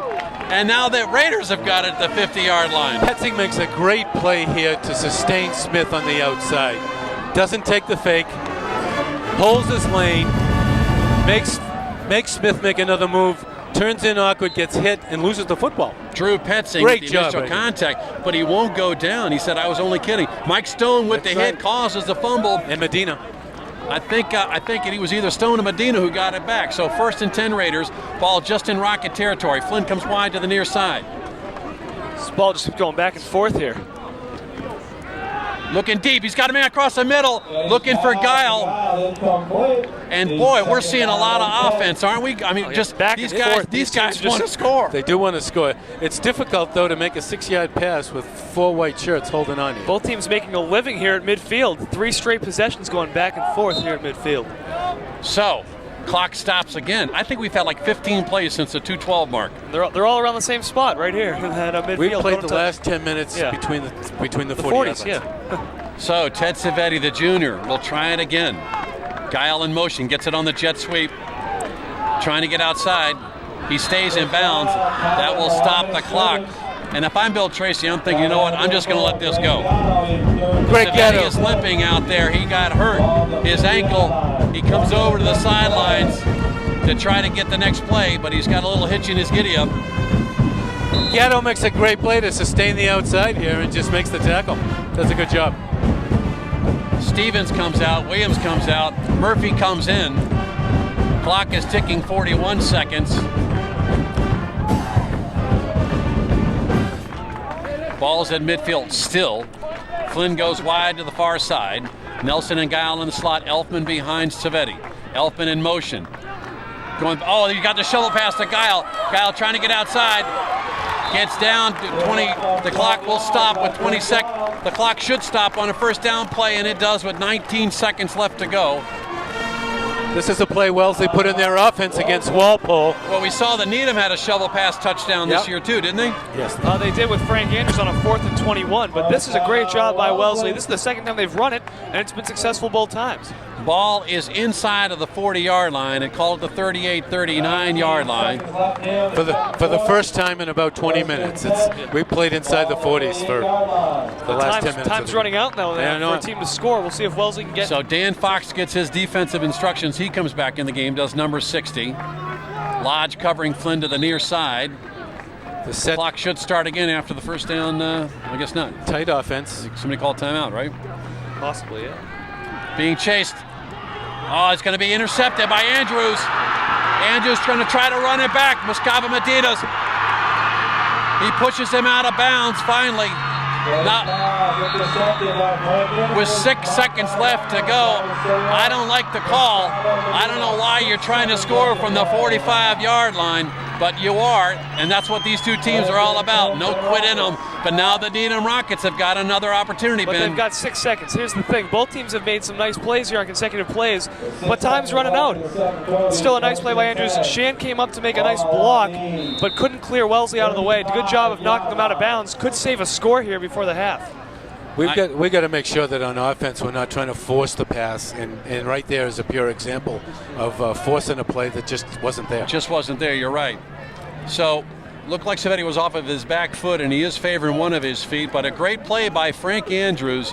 He goes both ways. He catches the ball usually on offense, but that time he caught it on defense. From his linebacker position, he races it back about 40 yards, and it will be first down for Needham at the 25-yard line, 35-yard line. 6 seconds to go. I'm telling you, the sun's going to set before this half ends. I'd look for some sort of trick play here. I don't know if they've got one in the bag. And You could do that, or I mean, if Bailey's got the arm strength to throw 35 yards, I don't know if you just send everyone downfield and hope for the best. Well, this is not a Wellesley team that blitzes very often or very well. They usually rely on 55 Evan Rosenberg and Jake Murphy, 81, to put pressure on the quarterback. Right. We've seen Mike Stone play a very aggressive free safety. I don't think you're going to see that here. The Wellesley Raiders would be happy to give up 33 yards here, but not 35, because that would put the Rockets in the end zone. Exactly. So let's see what Dave Duffy comes up with. I mean, if we see some sort of shovel pass here and we're over anxious on defense, they're gonna blow right by. Well, we saw Jeff Smith fake the halfback option. We'll see when he goes with it. Robbie Bailey rolls back. He's being pursued here he is going to go as deep as he can. People are out there, and it is knocked incomplete. It falls harmlessly at the 8-yard line. Give the Rockets credit for going to it, trying to find Peter Lodge out there. And with the score, the Wellesley Raiders 14 and the Needham Rockets 12. It is Thanksgiving Day here in Wellesley, Massachusetts on a beautiful day. And we will be back with second half action in just a moment. We are back with second half action with the score. The Wellesley Raiders 14 and the Needham Rockets 12. Happy Thanksgiving, everybody. We are almost ready for second half action in what has turned out to be an extraordinary display of seesaw football. I'm Chris Stevens, joined by Ben Mark and Jay Savetti, and this game started with a blast with Andrew Elpin going 80 yards with the opening kickoff. Then the Raiders got a turnover on an interception, and Chris Gow was able to punch it in, but the Needham Rockets came storming right back behind touchdowns of Chris Sheen of 55 yards, and also Mr. Smith. He got his T-Day, and he's got 68 yards rushing. Ben, what a first half. Yeah, it really has been an incredible half. Momentum swings all over the place. This reminds me a lot, from a Needham perspective, the Needham-Dedham game, where Dedham jumped out 10-0. Wellesley jumps out 14-0. Needham's able to claw its way back. Now, the second half will be interesting to see if we have those momentum swings that we had in the first. Needham would love to get Jeff Smith continuing to power the ball through the middle, and those screen plays to Gatto work, the inside handoff. Needham's offense really needs to score here and make this a good game. Right now, 14-12. We could have a real nice second half on our hands. Well, most runners would be very happy. Jay Savetti with 68 yards rushing in the first half. However, when you're a talented tailback that averages 188 yards a game, if you're a Wellesley Raider, you have to feel good about how you've contained their superstar so far. Yeah, the outside of the defensive line for Wellesley and their corners have done a great job keeping him inside. The last play and the last set of plays that Petzing made a big play on is consistent with what has been successful for the Wellesley defense. They've got to continue that, but they also need to not over-pursue and sustain some of the inside running activity. Well, the Raiders were caught napping one time when the free safety came up and Sheehan broke into the backfield and scampered 55 yards for a touchdown. Want to pay tribute to the the Needham Rocket cheerleaders with co-captains Jessica Winnick and Liz Knights and Coach Judy Pickett, Katie Brierly, Emily Britt, Aaron Shapiro, Caitlin Walker, Ashley Marshall, Kristen Newcomb, Katie Mudari, Diane Chang, Ali Furman, Kristen Green, Rachel Bernard, Teresa Colella, Amanda Reinstein, Nicole Besnra, Nancy Petralia, Diane Bianchi, and I mentioned also Sheila Beverly. What a great job that these gals did. We saw the dance team out there. I guess they're going to be performing at the Outback Bowl. They are, which is quite an accomplishment for that team. Just got together last year, and captains Jenna Stento and Lindsay Bolio and Sarah Lannon have done a great job with that team. Well, what a great day it is. It's not like last year with all the snow and all the ice. We've had a beautiful beautiful morning of football beneath, as I love to call it, an azure sky. But, the crowd here, I have the official attendance at 17,224. I may have missed a couple of people at the pop stand, but I think it could be a record crowd here. 17,000. Wow. I'll tell you. Divided by 2. This guy actually believes me. That's why I like him. I'm quite a gullible guy. Here come the Needham Rockets back on the field. The Needham channel and the Wellesley channel happy to bring you this action. And, this game started off, and it was one of those kind of, wow, before you knew it, the Wellesley Raiders had a 14-0 lead. But, Jay, you got to give a lot of credit to this Wellesley team for bouncing back. Well, Wellesley is a big play team. Back when Revito was playing in his 6-touchdown game, there were big plays being made there against some great teams. They're still a big play team, but what they need to do is sustain some of that control that Needham is having success with the ball on the ground and in the air. Well, the Needham defense, which had only given up 13 points in the last 3 games, gave up 14 in the first quarter, but then held serve in the second quarter. You see Gustavo Medina and Chris DeAngelis and Mark Flynn going back out for the last time, along with Cormac Harkins, Dan Fox, and Greg Gatto. They, too, coming out for the last time on this field, but they get a chance to do it again on Tuesday afternoon when they take on Acton Boxborough. And where's that game going to be, Vince? It's going to be in Acton Boxborough, so it won't be an easy atmosphere to play in for Needham as well, as they'll have to travel to Acton Boxborough for that game. So you see the teams there gathering. These guys. This is kind of, as we talked about, Wellesley's Super Bowl. But I was really impressed where Needham got down 14-0, and Coach Dave Duffy and his very good staff did not panic. Yeah, Duffy has prepared his kids for this game, and I think going forward in the playoffs very, very well. He's kept their heads, he's kept them in the game, and they're focused on what the offensive scheme is for the day, and their defense is playing solid. Only fair to mention all the coaches on this team. We mentioned Dave Duffy, but he's also got Chuck Thornton who helps him, James Nix, John Freitas, Bill Maher, what a great guy he is after 38 years at Arthur Anderson, volunteers this time as the assistant varsity coach.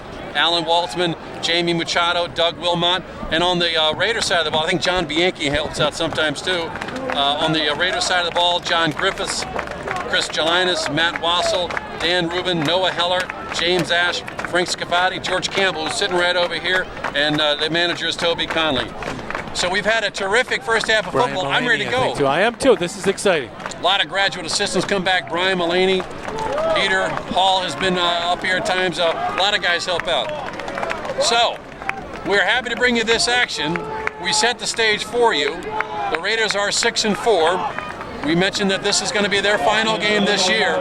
The Needham Rockets, with an all-time school record with 9 wins, hope to get into double digits and improve on their number 16 ranking in the Boston Globe. Thomas Claiborne, 78, will kick it off. As you may recall, to open the contest, the Rockets elected to defer to the Raiders and kicked off. That proved to be gratuitous for the Raiders as Elfman took the kickoff and went 80 yards for it.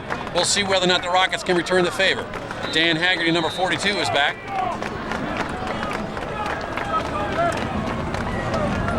Along with Jeff Smith. We know that Smith is a southpaw, at least we think he is.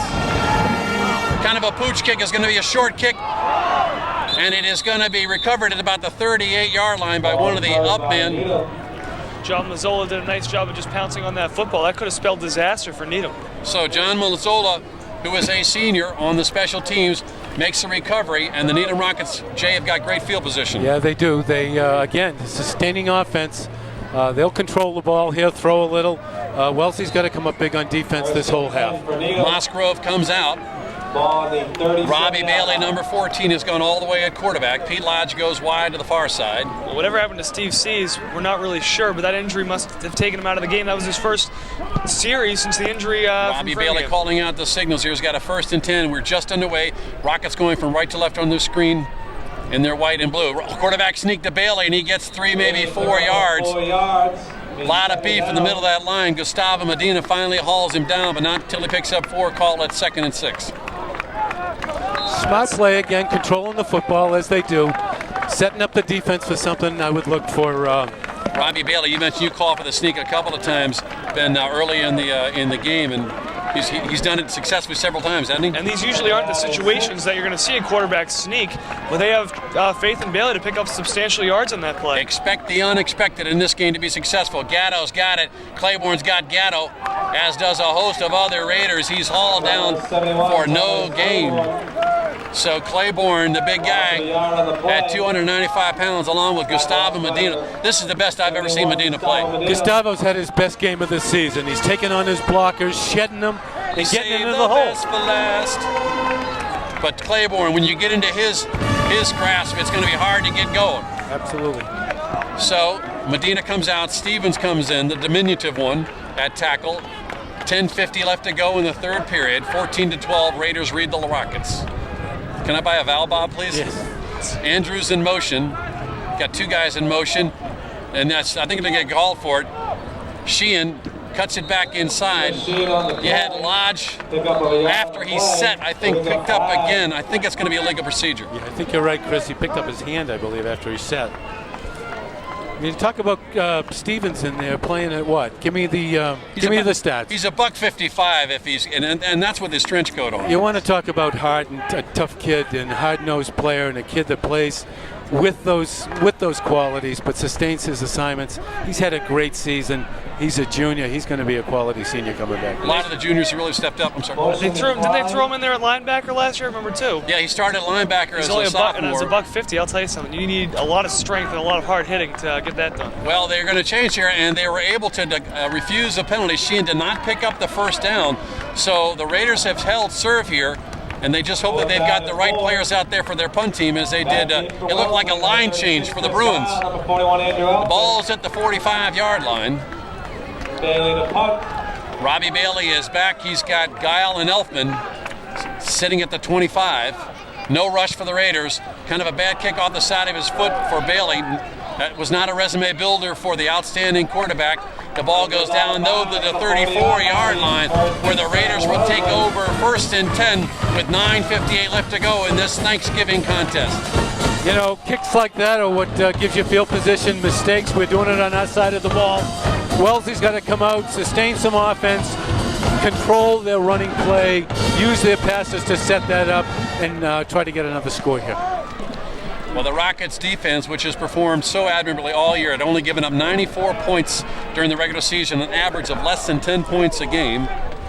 Hope to hold the Raiders to no more points here this afternoon to get some of their own. Handoff goes to Elfman up the middle. Elfman working the wheels, gets about 7. He gets up over the 40-yard line. They say his knee goes down to the 41. Good offensive surge by the line. Well, Elfman, with the exception of that fumble, has done a nice job of just bursting up the middle, picking up 5, 6, 7 yards. And so that inside handoff worked for Needham. It's working for Wellesley as well. It's tough when your fullback is about 170 pounds, dripping wet, and he's a sophomore, but he has stepped in and played more like a senior than a sophomore. He's number 41, Andrew Elfman. Here comes the blitz. They throw it outside, and he's got to stop throwing to where he thinks people are going to be, because this defense is too good, and they were coming that time. Frank Andrews was in there along with Mr. Coyle. Frank Andrews is a hard hitter, and when you see him coming through the line, it strikes fear in a quarterback's eye there. Nice job by Smith to get rid of the ball, because he was just bracing for the hit on that one. Yeah, Wellesley put in some 5-step offensive passing plays. If they're going to throw the ball, they need to get a bigger drop and, get some guys loose out in the field. But he's thrown to a spot 3 times, and 2 of them were interceptions. Actually, 4 times, 2 of them were interceptions. Nelson gently in motion. Pitch back goes to Guile. Guile will try to cut it outside. Gatto's got him. What a great job by co-captain Greg Gatto. Tackles him for a loss on the play, maybe of a half a yard. It will be 3rd and 3, maybe 4. It's 4th down, excuse me. Great job by Gatto. 41-yard line. Gatto makes a great defensive play here. Takes the guy on, sheds him, makes the tackle. Just a great athletic So as we saw at the end of the first half with some of the shenanigans that went on, basically the game was played in the middle of the field. The W getting a lot of wear and tear out there. Good kick. Stone finally booms one away. Goes over the head of Haggerty. Haggerty being chased back to the 5. It will be down inside of the 5-yard line. We've told you that Mike Stone has got the leg, and that time he proved it as he booms the ball down to the 4-yard line, where the Rockets will take over 1st and 10 with 8:29 left to go in the 3rd period. Absolutely great punt by Stone. He had the hang time on that thing, and it just sailed right over the head of Haggerty. He wasn't going to take a chance on that. Excellent job by Stone. So the Rockets, who were deep in their own territory to start this game, after giving him a touchdown to Elfman, they were pinned down deep before in the first half, have got 1st and 94. Ball just outside of the 5. Bailey calling out the signals. Has got Smith and Gatto behind him. At least I think it's Gatto. We're looking into the sun. Hand off to Gatto, trying to get outside. He's got a little bit of room. Cuts it back inside. Does Greg Gatto, and he gets up. Great job by Cormac Harkins of blocking along with number 75, and that was Matt Grace. Almost sprang Gatto. He just turns Chris Guile here, takes the inside, and picks up an extra 4 yards. Something you usually Great athlete. Something you usually don't see from Gatto, to take it to the outside, but he has the ability to do so. And picked up about 8 on the play. Yeah. It's hard to tell here. Yeah. 2nd down and 2. Good run by Gatto. Sheehan's in the game now. They rotate in there. Harrington wide to the far side. Raiders almost jump. Hand off to the fullback again.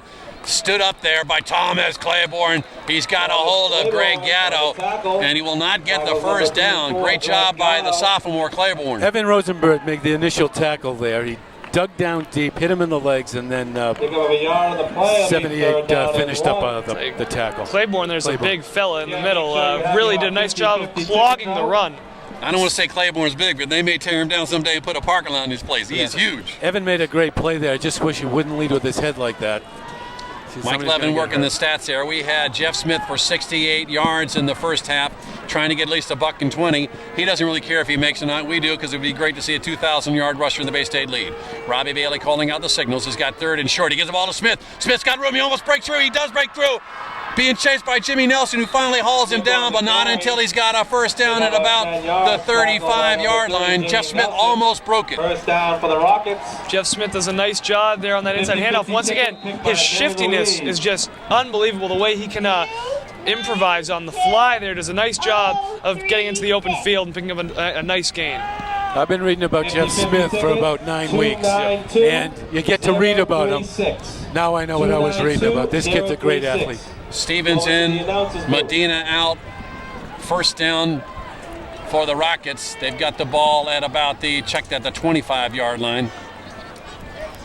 Pitch back goes to Sheehan. Sheehan being pursued by DeAngelis. DeAngelis kicks him out, and then the rest of the Raiders mop out. Give credit to Chris DeAngelis, number 62, who strung the play out and allowed Mike Stone and Connor Stevens to recover, and along with Drew Petzing, 34. Nice job by the Wellesley defense once again on that outside handoff. They had guys tracking Chris Shan the entire way. And that's a new formation. I really have not seen him go split backfield the entire year. And so that's something I really haven't seen. Wellesley does a great job, but 4 Wellesley tacklers hit that kid. He still didn't go down. Call it 2nd down and 9. Give him 1 on the play. Handoff goes to Smith. Smith trying to get outside, does not. Jake Murphy's got him, and he's hauled down for maybe a half a yard. Jake Murphy playing really well along with Jimmy Nelson. Jimmy Nelson playing a really strong cornerback position so far today, and Julian Turner 53 is always in the action. They've had a great game. Jimmy's having his best day out here, and Julian giving you the solid game that he always gives. Interesting, DeAngelis comes out along with Claiborne comes out. They will go with 4 down linemen, but they go with an extra free safety in there. 3rd and 8. Passing situation, Petzing showing blitz. He goes on the rollout as Bailey. Murphy's got him, and he's going to haul him down. Jake Murphy getting some help from Mike Stone, but that was all 81 Jake Murphy, and with 5 minutes left to go in the 3rd period, it appears as though the Rockets will have to kick it away again. Mike Stone was covering a guy 8 yards down the field, comes in another 12 yards to clean up on the tackle. Just a great effort and great defensive play by Wellesley. Stone's done a great job at the safety position. Is here, you see him come up and make a great play to stop Robbie Bailey on that option. They have stopped the option all day. Yeah. And so they're going to be kicking it away. Robbie Bailey is your kicker and your quarterback. So we've seen some crazy things happen. Bailey returns a favor with an outstanding kick. Guile will call for a fail catch and takes it at the 40-yard line. Not wishing to risk any. Oh, forget it. Not wanting to fumble. The Raiders would take over 1st and 10. The 40-yard line is not unique to us. We've been playing there all day, and it'll be great to see Wellesley put together some sustaining offense at this point. I feel like Tweety Bird up here. I thought I put it. I did. Ball's at the 40, 4:21 left to go, and we've seen both teams kind of conservative in their play calling, Ben, coming out of the gate here. They really have, but after a while, Needham's going to have to stray away from that. They still are down 2 points, even though they've controlled the game. At least in the second quarter, they controlled the game, but right now, Savetti's got the ball. Handoff goes to Elpin in the middle. He's got a little bit of room. Andrew Elpin. Good job of busting it through behind Stevens on the right side, along with Evan Rosenberg and Ev Perry. Terrific job also by number 34, Drew Petzing, blocking. First down, Raiders. Drew Petzing makes a great block on the defensive back there to pick up an extra 2 or 3 yards. Well, it's a simple trap play, and you see the tackle being made, but not until after the first down. Ball inside of Rocket territory at the 46-yard line. 3:55 left to go. Guile on the jet sweep, does not get it. Elpin gets it again. Elpin gets stuck. Gets turned back, gets down to the 45. I hope his legs are okay. Great stick in there. Frank Andrews was in there along with Groombaum. They tried to run the same play to the opposite side, Chris, and no one was surprised. Greg Gatto, wow. 2nd down and 8. That's like he looked like a road goal. He looked like a pretzel. That's offensive suicide. You got to loosen that up a little bit. Nelson comes in, Petzing comes out. Grunbaum, again, as you pointed out, has gone from being a kicker to a tackler, and he's a good one at his defensive end position. Coyle also playing a great game, number 72 in there. Savetti calling out the signals, has got Guile in motion. He's got Guile out in the flat, and he's got the pass. Chris Guile gets it, turns upfield, appears to have another Raider first down at about the 35-yard line. Nice execution by the Raiders. Good ball faking, good pass, good catch. Nice screen. Wellesley's run that short pass play very, very well. And now Wellesley's starting to move the ball now inside the 30-yard line. You see Savetti roll out to his left there. Guile come out of the backfield. Guile was in motion. They love to run that play. Yeah, out of the backfield, he's strong and uncoverable. Williams in the slot. Steps back along with Guile. Rolling out here again. The Raiders trying to open up. He throws it deep. Savetti on the run. Tough pass. It floated a little bit on him, and with 2:34 left to go, it will be 2nd and 10 Raiders. But right now, what you've seen is Wellesley trying to shake up those linebackers, Ben. They really are. You know, they've got Needham guessing a little bit right now. Nice rollout, but throwing on the run is never an easy thing to do. Yeah. And it looked like it was great coverage down there. Iorio was down there along Gatto with the other Needham Rocket. There was nobody really to throw to, Jay. They had double coverage on Nelson deep and single coverage on Guile here, so he really had. They almost had 6 points last week against Walpole, which would have been the tying touchdown when he rolled out to his right and threw back across his body to Guile, who was in motion. It was wide open. I bet you we see that play here today. I agree with you. He was standing out there all by himself. Faked out the whole left side of the defensive line, and Guile was there. The pass just never got to him. So we have timeout on the field as the Raiders take a timeout with 2:34 left to go in this Thanksgiving Day game, the 116th edition of the oldest rivalry in the United States of America on a good gridiron football field. The Wellesley Raiders and the Needham Rockets. It does not get any better than this. Absolutely not. Flynn out here with Jamal Williams. Jamal will probably step back. No, he's going to go with a snap. Guile steps back this time. Petzing in motion. It goes to Guile. Guile on the left great side. trap play. Guile's got the ball up the middle. Great football play. Great job. We have not seen it run exactly that way, but Chris Guile takes it inside of the 20-yard line. Great blocking on the left side of that line by Julian Turner and Gustavo Medina. That's a great inside trap play going away from Flo. Gets a block from the guard. Great offensive effort by Guile to pick up a first down. And the Needham Rockets need somebody emotionally to step up for this team. The team looks flat, and so does the sideline. Needham defense just seems confused right now. They need to make a play. Flag on the play. Looked like somebody didn't have the right snap count, and sometimes it looked like everybody went except for the center. So perhaps there was a miscommunication between Ted Savetti and his center, F. Perry. And perhaps his father miscommunicated as well. But it happens sometimes. There are 2 minutes left in the period. On the 24-yard line. So that is, I believe, the third or fourth procedural penalty called against the Raiders. It stalls what has been a promising drive thus far. They took her over on a fair catch by Guile at the 40. A couple of nice runs, including the last great run by Guile, and a nice pass out to Guile. Have them in striking distance, but they've been set back. Jet sweep, Guile trying to get outside. He's got to turn in front of him. The jet sweep finally goes for the first time since the Truman administration. I think they've had a hard time getting that outside. They did that time. Boy, he looked like he had a convoy. You know what I'm taking a look at? Wellesley's lining up twin wide receivers to the right side, taking Gatto out of the play. Gatto's nowhere to be seen because Gatto's on the outside.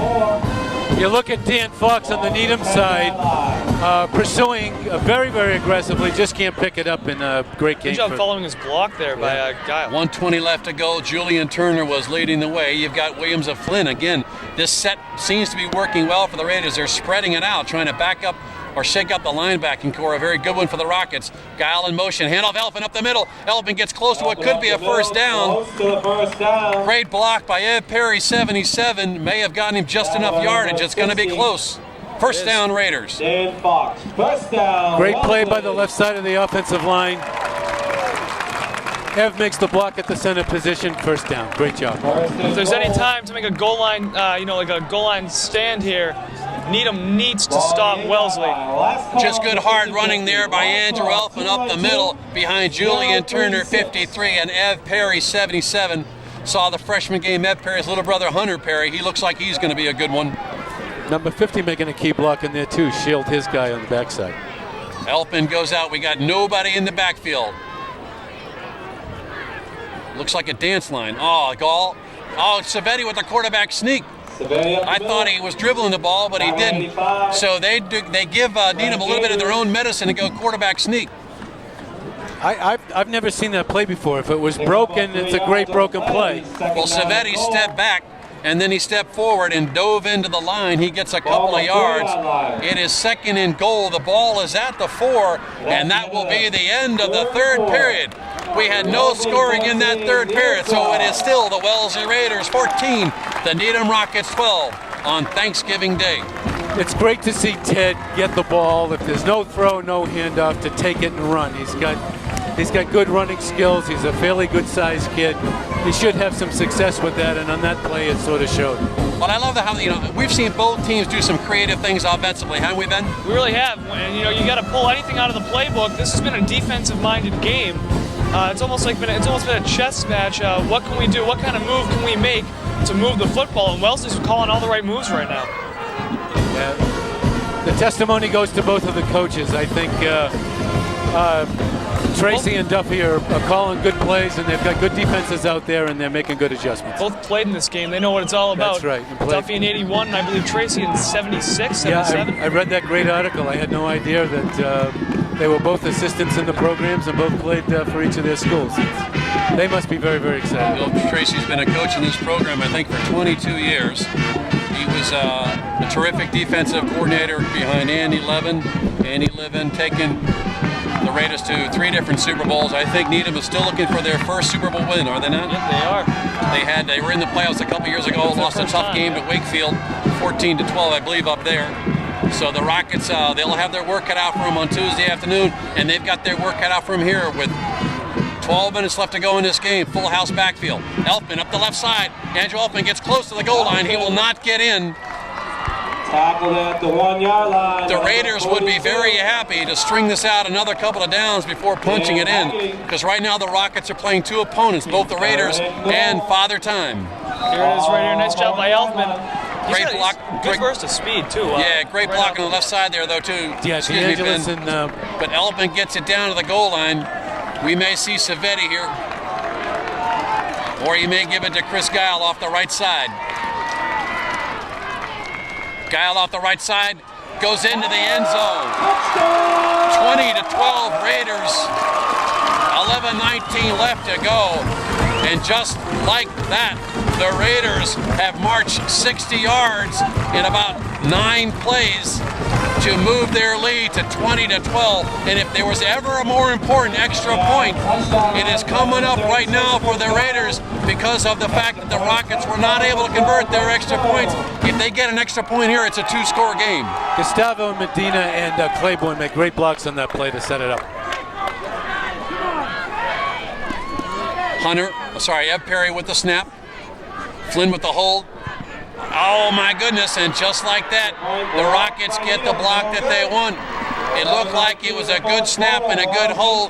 Give credit to the Rockets defense. And you know this script has yet to be written. You know it was too good to be true. You know they're going to have to go to some kind of a tie and overtime and that kind of stuff to absolutely string this out. Well, this blocked extra point was very, very important. Now you have a one-possession game. I'm not sure who got a piece of it. I think it might have been Lodge. I thought it was Ryan Coyle who got a hand on it, 72.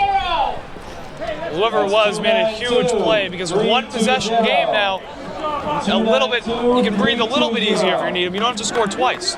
You might have to score twice, but right now, a touchdown two-point conversion ties this game. It does indeed. We are 20-12. The turkey is basting. Mama, don't put the pie in yet. We may have overtime. I just feel it coming, Jay.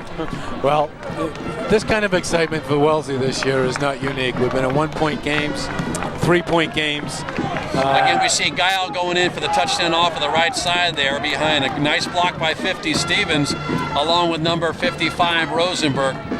They've done it all season long, and I just had a feeling that they were going to give it to Guile because they want the strongest legs going in that end zone. Absolutely. Now we got to get Claiborne to get a good kickoff and get some coverage deep. And we need, if you're a Rocket fan, you need a good return here, right, Ben? You absolutely do. No mistakes here. I believe that's Haggerty back there with Smith.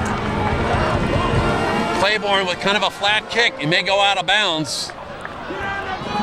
And it does. So Claiborne only does a 3-step kick. And again, you just got to keep your eye on that ball. He kicks with his toe, unlike the soccer-style kickers. So it is a procedure penalty against Wellesley. They're going to ask Wellesley to do it again.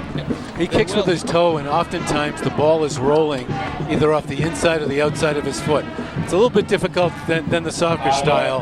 When you kick it, there's tremendous power for you're getting a lot of movement. 195, how about 295? What did I say? When I saw him warming up in practice, is that the kicker? Because you usually think of a kicker as a wiry, guy who can kick the ball. But I'll tell you something, great job kicking today. He came on the scene late in the Framingham game of Weymouth, I believe. And Framingham is when he first kicked. His first 2 kicks weren't great, and then he boomed about 4 of them down to the 5-yard line. That Wellesley drive went for 17 plays, 60 yards in about 5 minutes, so they ate up the clock pretty nicely. That was a 17-play drive, says Mike Levins. Thank you for the stats. 11, excuse me. 11, okay. I thought close to that. I had it at 9, but you know what? I don't count the penalties. I had 10, so we were all right, Claiborne will attempt to do a better job this time, and he does. He gets a good high kick. If it get past the 35, it was a good decision to kick it over. And he's got a little bit of room. Whoa, Claiborne also makes the hit. And Haggerty returns it to the 34-yard line. What a hit by Claiborne, and who else? Jamal Williams. Stone and Jamal Williams. Well, when you have a kicker that can then go down and make the hit, nothing wrong with that. Plus two, the camera was shaking when he was running down the field on that. You're going to watch Jamal make a hit here and then Claiborne just clean house. Great job of Haggerty of running north-south as opposed to trying to be able to run it east-west. So Jamal Williams on special teams has done it all year long. 11-10 left to go. Plenty of time left for these Needham Rockets, these playoff-bound Needham Rockets, these record-setting 9-win season Needham Rockets. Roll out there being chased. He's got the screen set up the other way. It's wide open. There's nobody there. Just like we talked about that the Raiders might run it. Greg Gatto. Stone has finally hauled him down, and I love the play. I thought the Raiders were going to run it. They had Smith set up earlier. That time it was to Greg Gatto, and it goes about 55 yards, 1st and 10 Rockets. Well, Robbie Bailey must have looked over and said, well, this is too good to be true. He had Greg Gatto and no black shirts in sight. Let's take a look. You see he rolls out to his right, does Robbie Bailey, does a great job of ball faking, throws it back across his body. Absolutely nobody there. Gatto hauls it in. He races up the sideline, and only Chris Guile was able to slow him down before Stone was able to stop him. 25-yard line. Jeff Smith, this is what he does best. Jeff Smith working the wheels, gets about 9 yards. Give him 77 yards on the game. You can't play ankle tackling with this kid. Smith is a very, very strong lower body runner. You got to hit him in the numbers and drive him into the ground. Wellesley's tackling on the ankles. He's picking up 4 or 5 yards extra on every play. This is what Needham wants to do. They need to score quickly, because if they don't get the 2-point conversion, then they still have some breathing room with time on the clock. Robbie Bailey calling out the signals. Has actually got 2nd and 2. Ball goes to Sheehan up the middle. He's got what appears to be the first down. He dives forward, does make the first down. He's wearing Jake Murphy right now, but not until he moves the chains. Connor Stevens on the tackle as well, along with number 71, Gustavo Medina. Yeah, Connor Stevens and Medina make the initial hit here. So good job of the Rockets of bouncing back after they got buoyed by a block extra point to make it still a 1-score game. Obviously 1 score plus 2. Robbie Bailey has got 9-4-44 left to go. Power I formation. Sheehan and Smith. Smith is working. Oh no! Smith almost goes. Looked like Mike Stone finally wrestled him down, but not until he got a first down inside of what appears to be the 5-yard line. 3 defensive players on the Wellesley side tackling with their arms. You're not going to bring this kid down. It looked to be a broken play because Smith up the middle, but then all of a sudden you see him emerge from the pile. Again, great blocking on the right side of that lane. Cormac Harkins with a nice block helps bring Smith.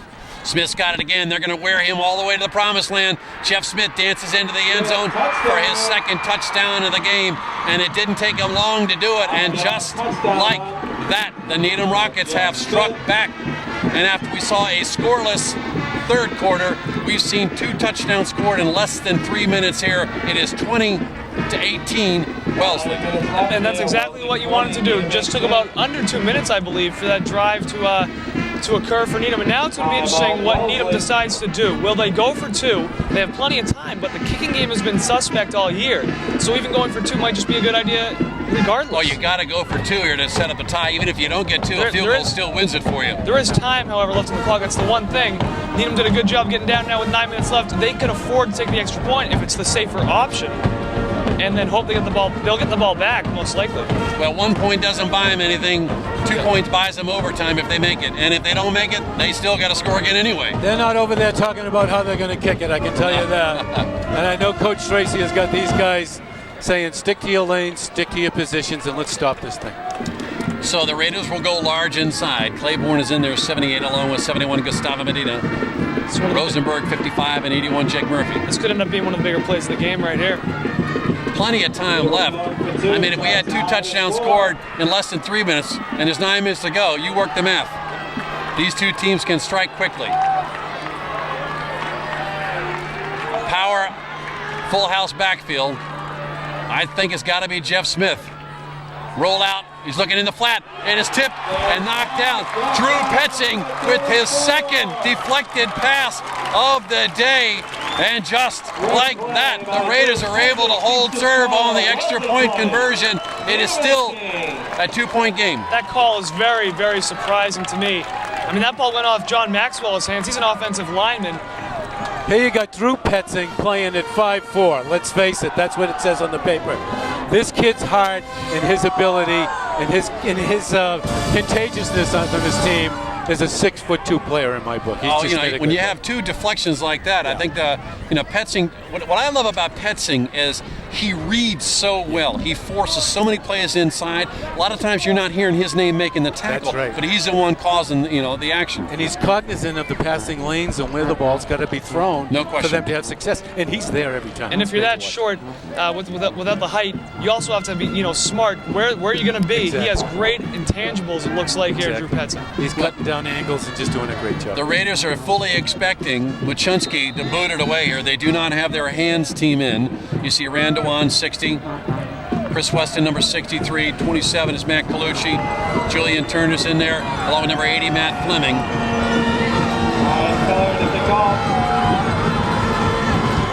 It is a low kick. It is fielded at about the 10-yard line by Guile. Guile cuts it this way. He's tackled at what appears to be about the 30-yard line, where the Raiders will take over 1st and 10 with 9 minutes left to go in this contest.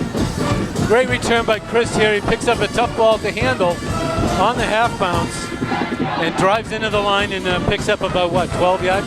Steve Sturriddy, a name that you don't hear much, only on the special teams. Yeah. Junior makes a nice hit. It looked like Nomar Garcia-Parra feeling a bad hop in there. He did a good job of Great feeling it. execution. So do you think Garcia-Parra is still going to be in the Red Sox? No, I this year? don't. I don't either. Did they get Kurt Schilling or not? We don't know yet. Should be an time is interesting it? We don't offseason, know though. Raiders go up the middle. Elfman's got the ball. Give him 3 on the play. He gets over the 35-yard line. Call it 2nd and 7. I'm going to call it. And here we are back between the 40s where we've spent most of the day. You see Andrew Elfman going right at the middle. Elfman getting a lot of carries in this contest. Remember, the Raiders have been and continue to be without junior Nick Ravito. He can't wait to get back next year after injuring his shoulder. He was on a torrent pace at the beginning of the year, if I remember, with the touchdowns. He was the second leading scorer in Division II. Whoa. Raiders go conservative on the play call. Looked like Fox was in there, number 60. He almost took the handoff. Dan Fox, co-captain, 8:16 left to go. Coach Duffy knows that when that wingback goes into motion and slows down and stops, he's got those guys prepared for the dive right in. Elfman barely had time to tuck it away before Fox had him wrapped up. Fox almost made a good swat at the ball. Elfman was vulnerable there with the ball out, and very, very lucky. He did a nice job of holding on to the football. 3rd down and 9, 7:55. Big play for the Raiders, bigger play for the Rockets. Savetti rolling out, looking across the middle. It's low. Wow, he almost throws it right into the hands of Dan Fox. He was throwing to Murphy, as we've always wanted him to do. He was Murphy open. going pretty deep there, but great pass coverage by the Rockets, and the Raiders do need him a favor. Stop the clock with 7:41 left to go on the incomplete pass. Yeah, I think Teddy dropped his arm a little bit instead of going over the top where he has success and gets the ball to the receiver. This time he throws a little sidearm and Now 7:41 left. Needham only down 2 points. So the clock, which we thought could be a factor when they were down 20-12. Stone will kick it away. Here comes the rush. And he almost gets it. He gets a good high kick, so Haggard will have a hard time returning this. Jamal Williams finally drops it, but not until it dies at the 48-yard line of the Raiders. So the Needham Rockets are in business, ladies and gentlemen, with 7:30 left to go in this contest. again, field position is going to play a big part in this, and right now Needham's 48 yards away from a touchdown, and as we've seen, their powerful offense can do that at any time. Well, I don't think the Rockets are toying with the Raiders, but you just have a feeling that this Rocket offense can open up at just about any time it so chooses. Absolutely. Bailey's calling out the signals. He's got a 1st and 10 with 7.5 minutes to go. Handoff goes to Jeff Smith.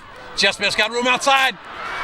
And he finally gets knocked out of bounds. Good job at getting out of bounds. Good job by number 30, Jimmy Nelson. And Thomas Claiborne also pursuing on the far side. Call it 2nd and 7. Claiborne's flying today. He's cleaning up. He's probably cleaned up about 70% of the tackles. I'm real impressed with this kid. He's only a sophomore. Yeah, he is. So get ready for him for another couple of years. Yeah. Thomas Claiborne, Jimmy Nelson playing very well.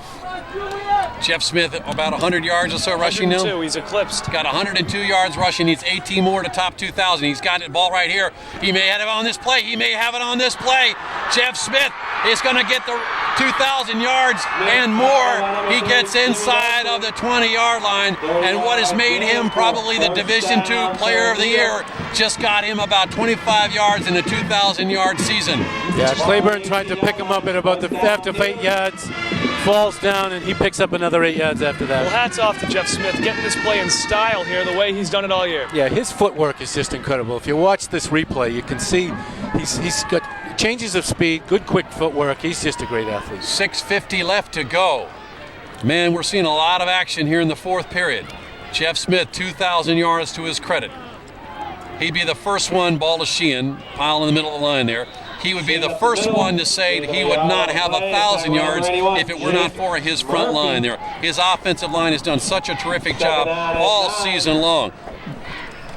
You got Maxwell, Fox, Harkins, Matt Grace, and the center Alex Garlick have done a great job. Alex Garlick, let me just tell you one thing.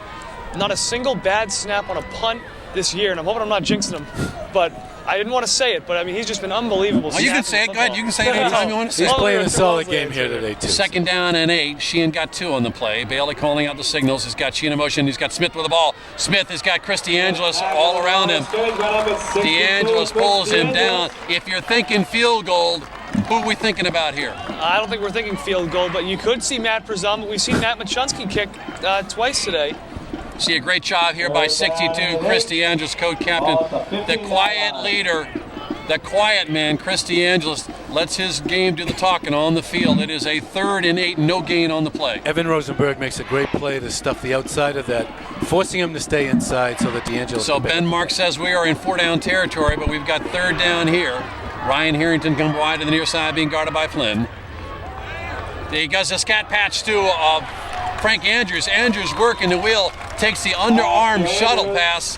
He doesn't get the 4th down. It will be 4th and 5. A shuttle pass to the tight end. God, I love it. Well, the thing that Andrews does here is I thought he was stopped initially. Take a look here. It looks like he's wrapped up. The one thing he does here is make this a bit of a more manageable 4th down because he picked up about 2 or 3 yards as he got hit. Julian Turner with the initial contact actually got knocked off the ball, off the man. All right, let's set the stage here for you. Picked up 4 yards. It is 20-18. The Raiders still hold the lead. We are looking at Machunsky out there tatting down the ground like he wants to kick a field goal.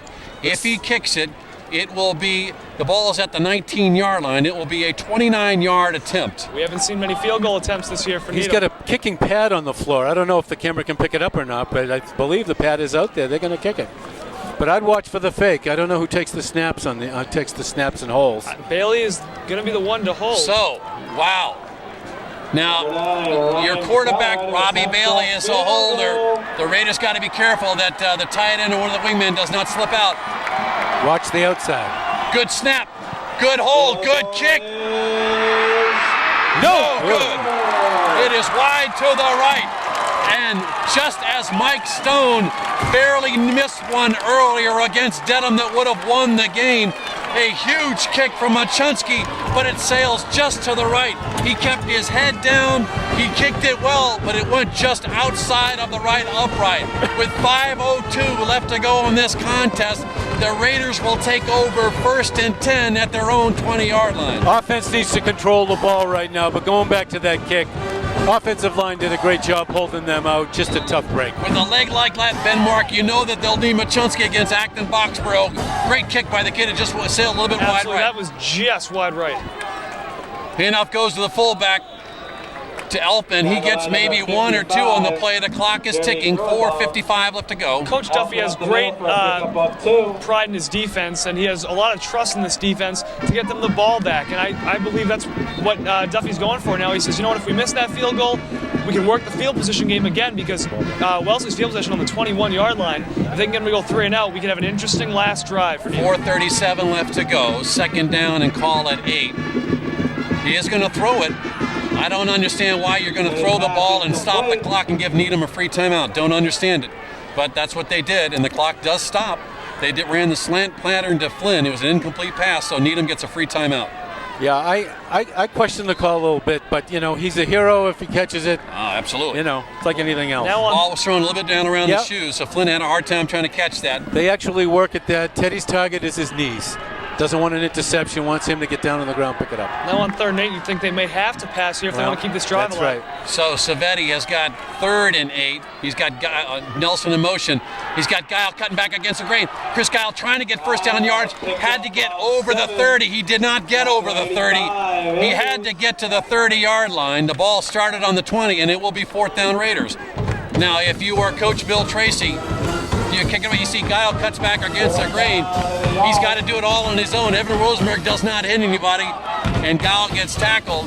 And they're going to punt the ball. They have to. They have to. The ball's inside of their own 30-yard line. Machunsky's in range from here, for goodness sake. We'll have to see if Stone can get another one of those great kicks. You guys said he was a bit of a streaky kicker. We'll see what happens. Look for the block here.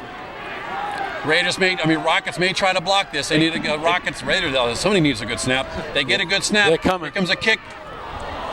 Not a great kick, but oh my gosh! Did he touch it or not? No, they're saying it's a dead ball. They're saying it's a dead ball. I understand that, but the question is whether or not he actually touched it. I don't think he did.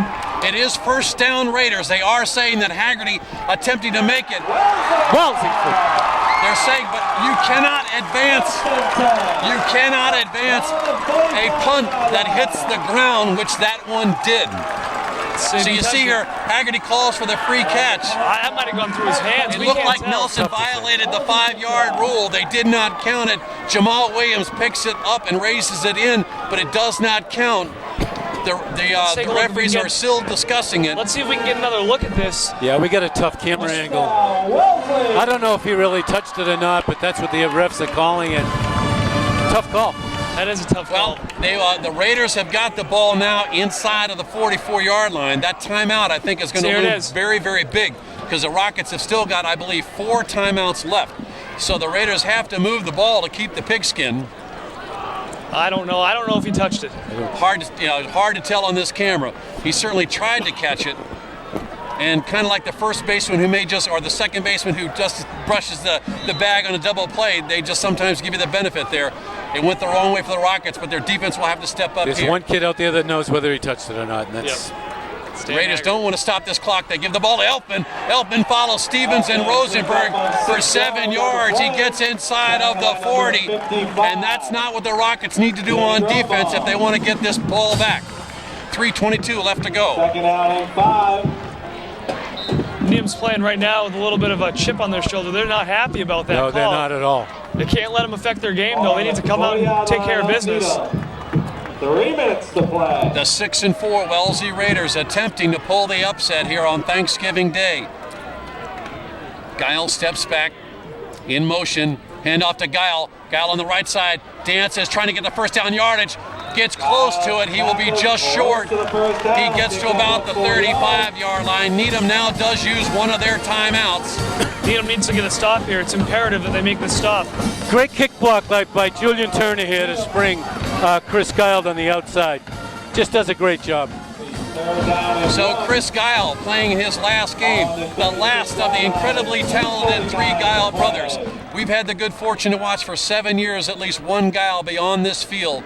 And it has been a pleasure to watch that. Ann and Scott Guile, you should be very proud of all 3 of your sons. And Christopher, what a great career you've had. 2:49 left to go. The clock stopped on the Rocket timeout. 20-18 Raiders. Showing full house backfield, Chris.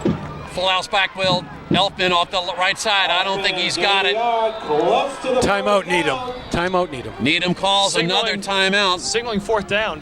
That is definitely 4th down. He's only sitting on the 35-yard line. And now the question is, with 2:43, what do you do? Do you punt and try and... Here's the play. Good job by the Needham defense to stand them up. Why we wouldn't put a spread offense out there to open it up a little bit to give them a chance to pick up the yards. Well, that's not what they chose to do, and with 2:43 left to go, Needham has used, I believe, their 3rd timeout of the half. 2 more timeouts. I think they've got 2 more timeouts left.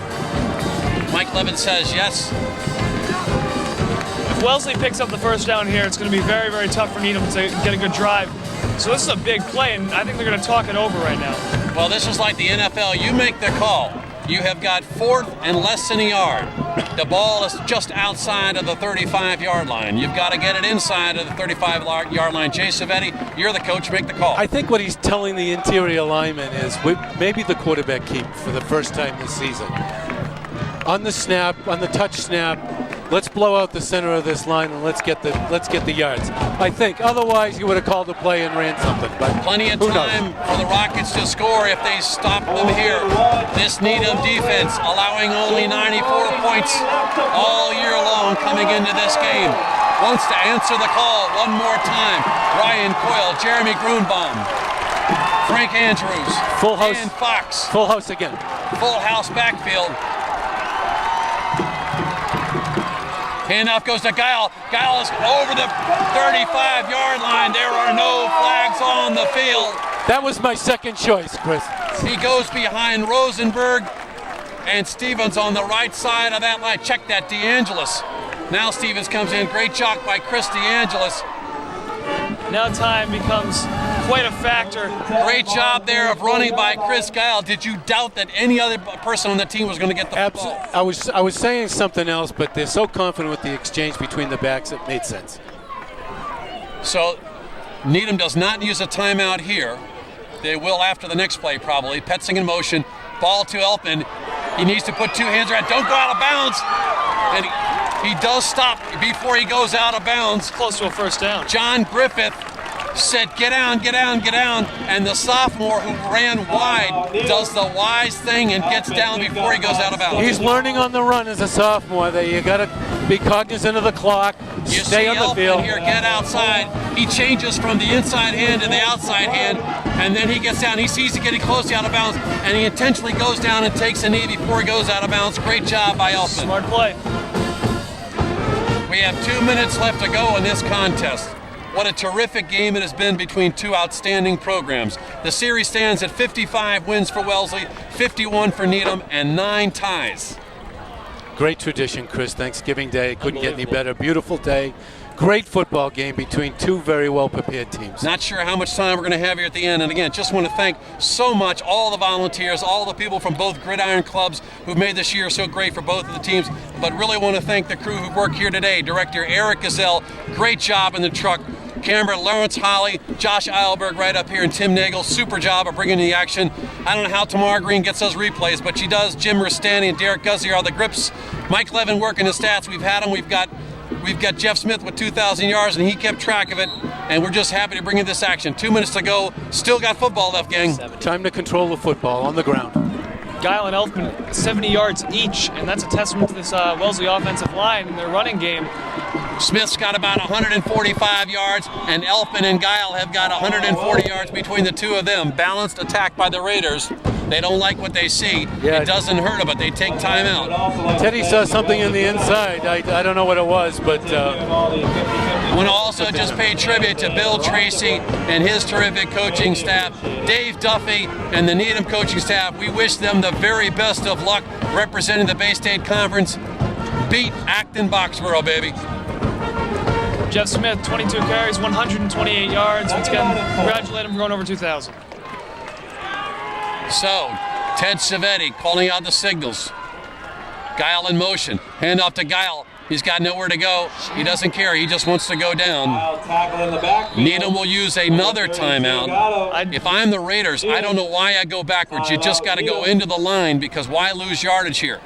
Guile gets tackled down from behind. Everybody knows he's going to get the pigskin. they were stunting linebackers to the outside, plus the corner and the defensive end. That play's not going to work there. You'd have to. I think that's Needham's last time out. Now I'm not positive. Chris Sheehan, I believe, in on the play there. I believe that is the Rockets' last time out. It is a third down play. If the important. Raiders don't convert here, they will probably go for it on fourth down, just because they don't want to risk a block punt, and it would then have Needham at their own 30-yard line or so, with no timeouts and 70 yards of real estate to cover. That's what I would do, but I'm up here in the booth with headphones on. Dan Fox, what a terrific leader he's been. Cormac Harkins, number 66. Greg Gatto, number 34. What a great career that these kids have had at Needham, and they still got more to go. Clock will not start until it's snapped. Petzing in motion. I can't believe they're going to throw it. They don't. It's a shovel pass. High risk, no reward. Wow.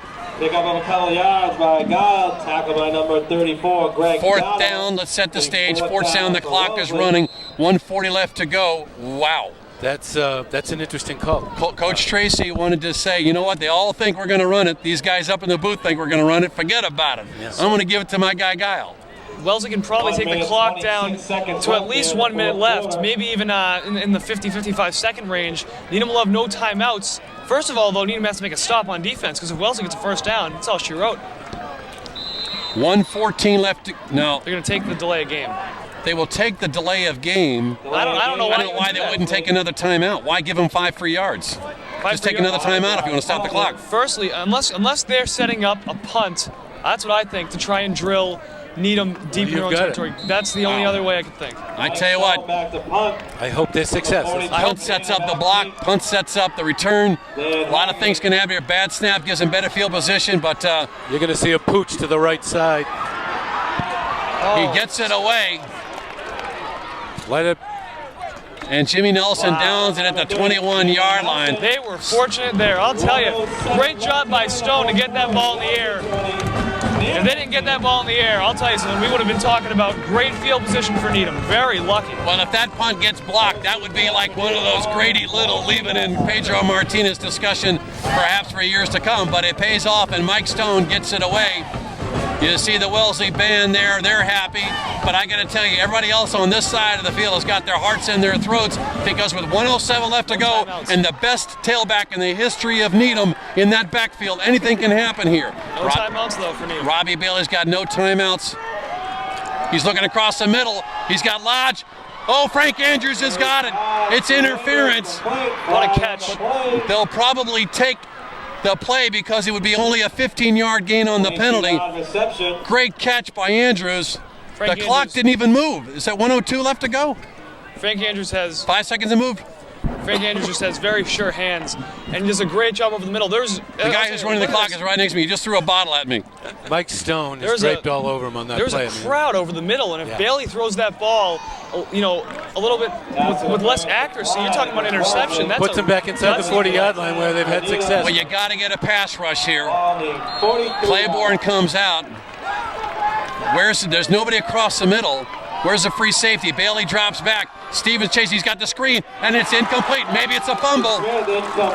It looked like it could have also been a lateral. That stops the clock with 52 seconds left to go. Stevens was in pursuit of Bailey.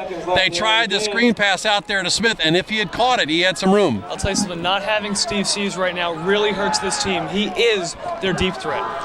Again, you see Bailey roll out, and just as he did before, he went the other way to Smith. He went to Gatto one time for about 55 yards, trying to do the same thing. Third down. Check that. Second down and 10. He's got this defense spread out now. They probably have the middle open to him. Guile goes out and covers a wide receiver. Raiders need a pass rush. Smith trying to get outside. He's got a little bit of room. Cutting out, trying to work the sidelines, and he gets out of bounds after he gets into Raider territory at the 48-yard line. 45 seconds left to go. It'll be a third down. I'll tell you, this is one heck of a game and one heck of a drive if Needham can pull this off. Smith had good blocking on the left side. Take a look. Does the right thing, though, and gets out of bounds, because if you don't get out of bounds, the clock's going to keep going. Duffy coaching the perimeter of this offense right now. Everything's going to be outside, get out of bounds, whether it's passes or runs. Ball's at the 48-yard line. Needham's got it. Third down and 2. Ball goes to Smith on the middle, stuck by Jake Murphy. Great job by Smith of getting the first down. Murphy hit him. Claiborne mopped up, but it looks like a first down. And it is. The clock will stop on the exchange. He may spike it here. They got to let the chains move. Jake Murphy does a great job of coming down the line if he's not blocked. They have to let the chains move, which they did. They start the clock. He may spike it here. He does. He stops the clock with 37 seconds left to go. Lodge is favoring his left leg. 37 seconds left on the clock. And Ryan Harrington's going to quickly come in. But now you've gotten rid of your first wide receiver. You don't have your second wide receiver. And the Ryan Harrington's a junior. Ball on the 48-yard line. If you're going to pass the ball, you got to think Frank Andrews. 47 yards to go to the promised land for the Needham Rockets, or if they get the ball inside of the 25-yard line, we've already seen Mr. Machunsky's got the wheel. Remember, they only trail by 2. Robbie Bailey calling it out. Here comes the blitz. He's looking across the middle. It's tipped. Oh! It's tipped, but it is not caught. Clock stops again. Oh, man. 5-5. So third down and 10. That only used 4 seconds, 33 seconds to go. That ball was almost picked off. Tipped like Evan Rosenberg. Rosenberg, 55, may have had a hand on it. Stevens is in there for Claiborne for the pass rush, along with Gustavo Medina. 33 seconds left to go. Outside. Bailey's got outside. He's looking deep. He's got a man across the middle. Great. Mike Stone comes in there. Don't come into my zone, Stone says. He buried him on the pass, and even though he didn't make the catch, it was very Musgrove went high for it. Mike Stone went high with him. Bailey throws a nice pass, a little high. The Wellesley Raider team trying to get the crowd into the game. This is it right here. 28 seconds left to go. You hear the crowd. We'll let them do the talking here. Come on, keep it going.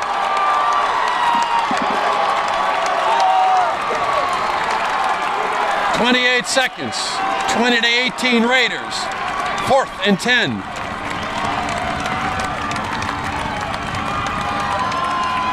He looks back, he's got time, he's looking deep, he's got a man down there. Musgrove, there are no flags on the field.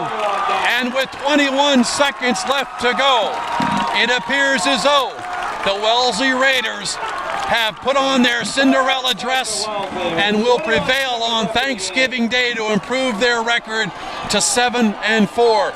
What could have been, what should have been if they'd won a couple more days is what is today. The Wellesley Raiders will beat the Needham Rockets on Thanksgiving Day. They have won their Super Bowl. This is very, very important to the Wellesley football program. It sets the stage for 2004. Just a great win for them. Hats off to Wellesley. Unbelievable game. You've got a bunch of dejected Needham seniors, though. 25 seniors disappointed. Hats off to them for a great season. They'll go on. That's one thing they have to remember. They've got one more game to play. These guys are going on to play in the biggest game of their So the Raiders take a knee, and you see those players out there shaking hands with each other. And the Wellesley Raiders are able to have a wonderful taste of turkey because they've won today.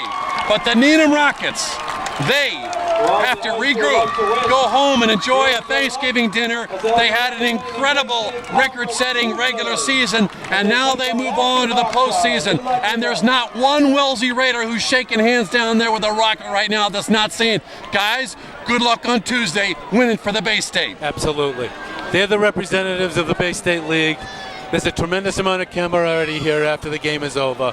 Tremendous amount of respect for each other. Just a great day and a great tradition. So we want to thank you all for joining us here on Thanksgiving. Happy Thanksgiving from everybody from the Wellesley channel and the Needham channel. For Ben Mark, for Jay Savetti, for Mike Levin, I'm Chris Stevens. Thanks for joining us, everybody. Again, the final score, the Wellesley Raiders 20, the Needham Rockets 18.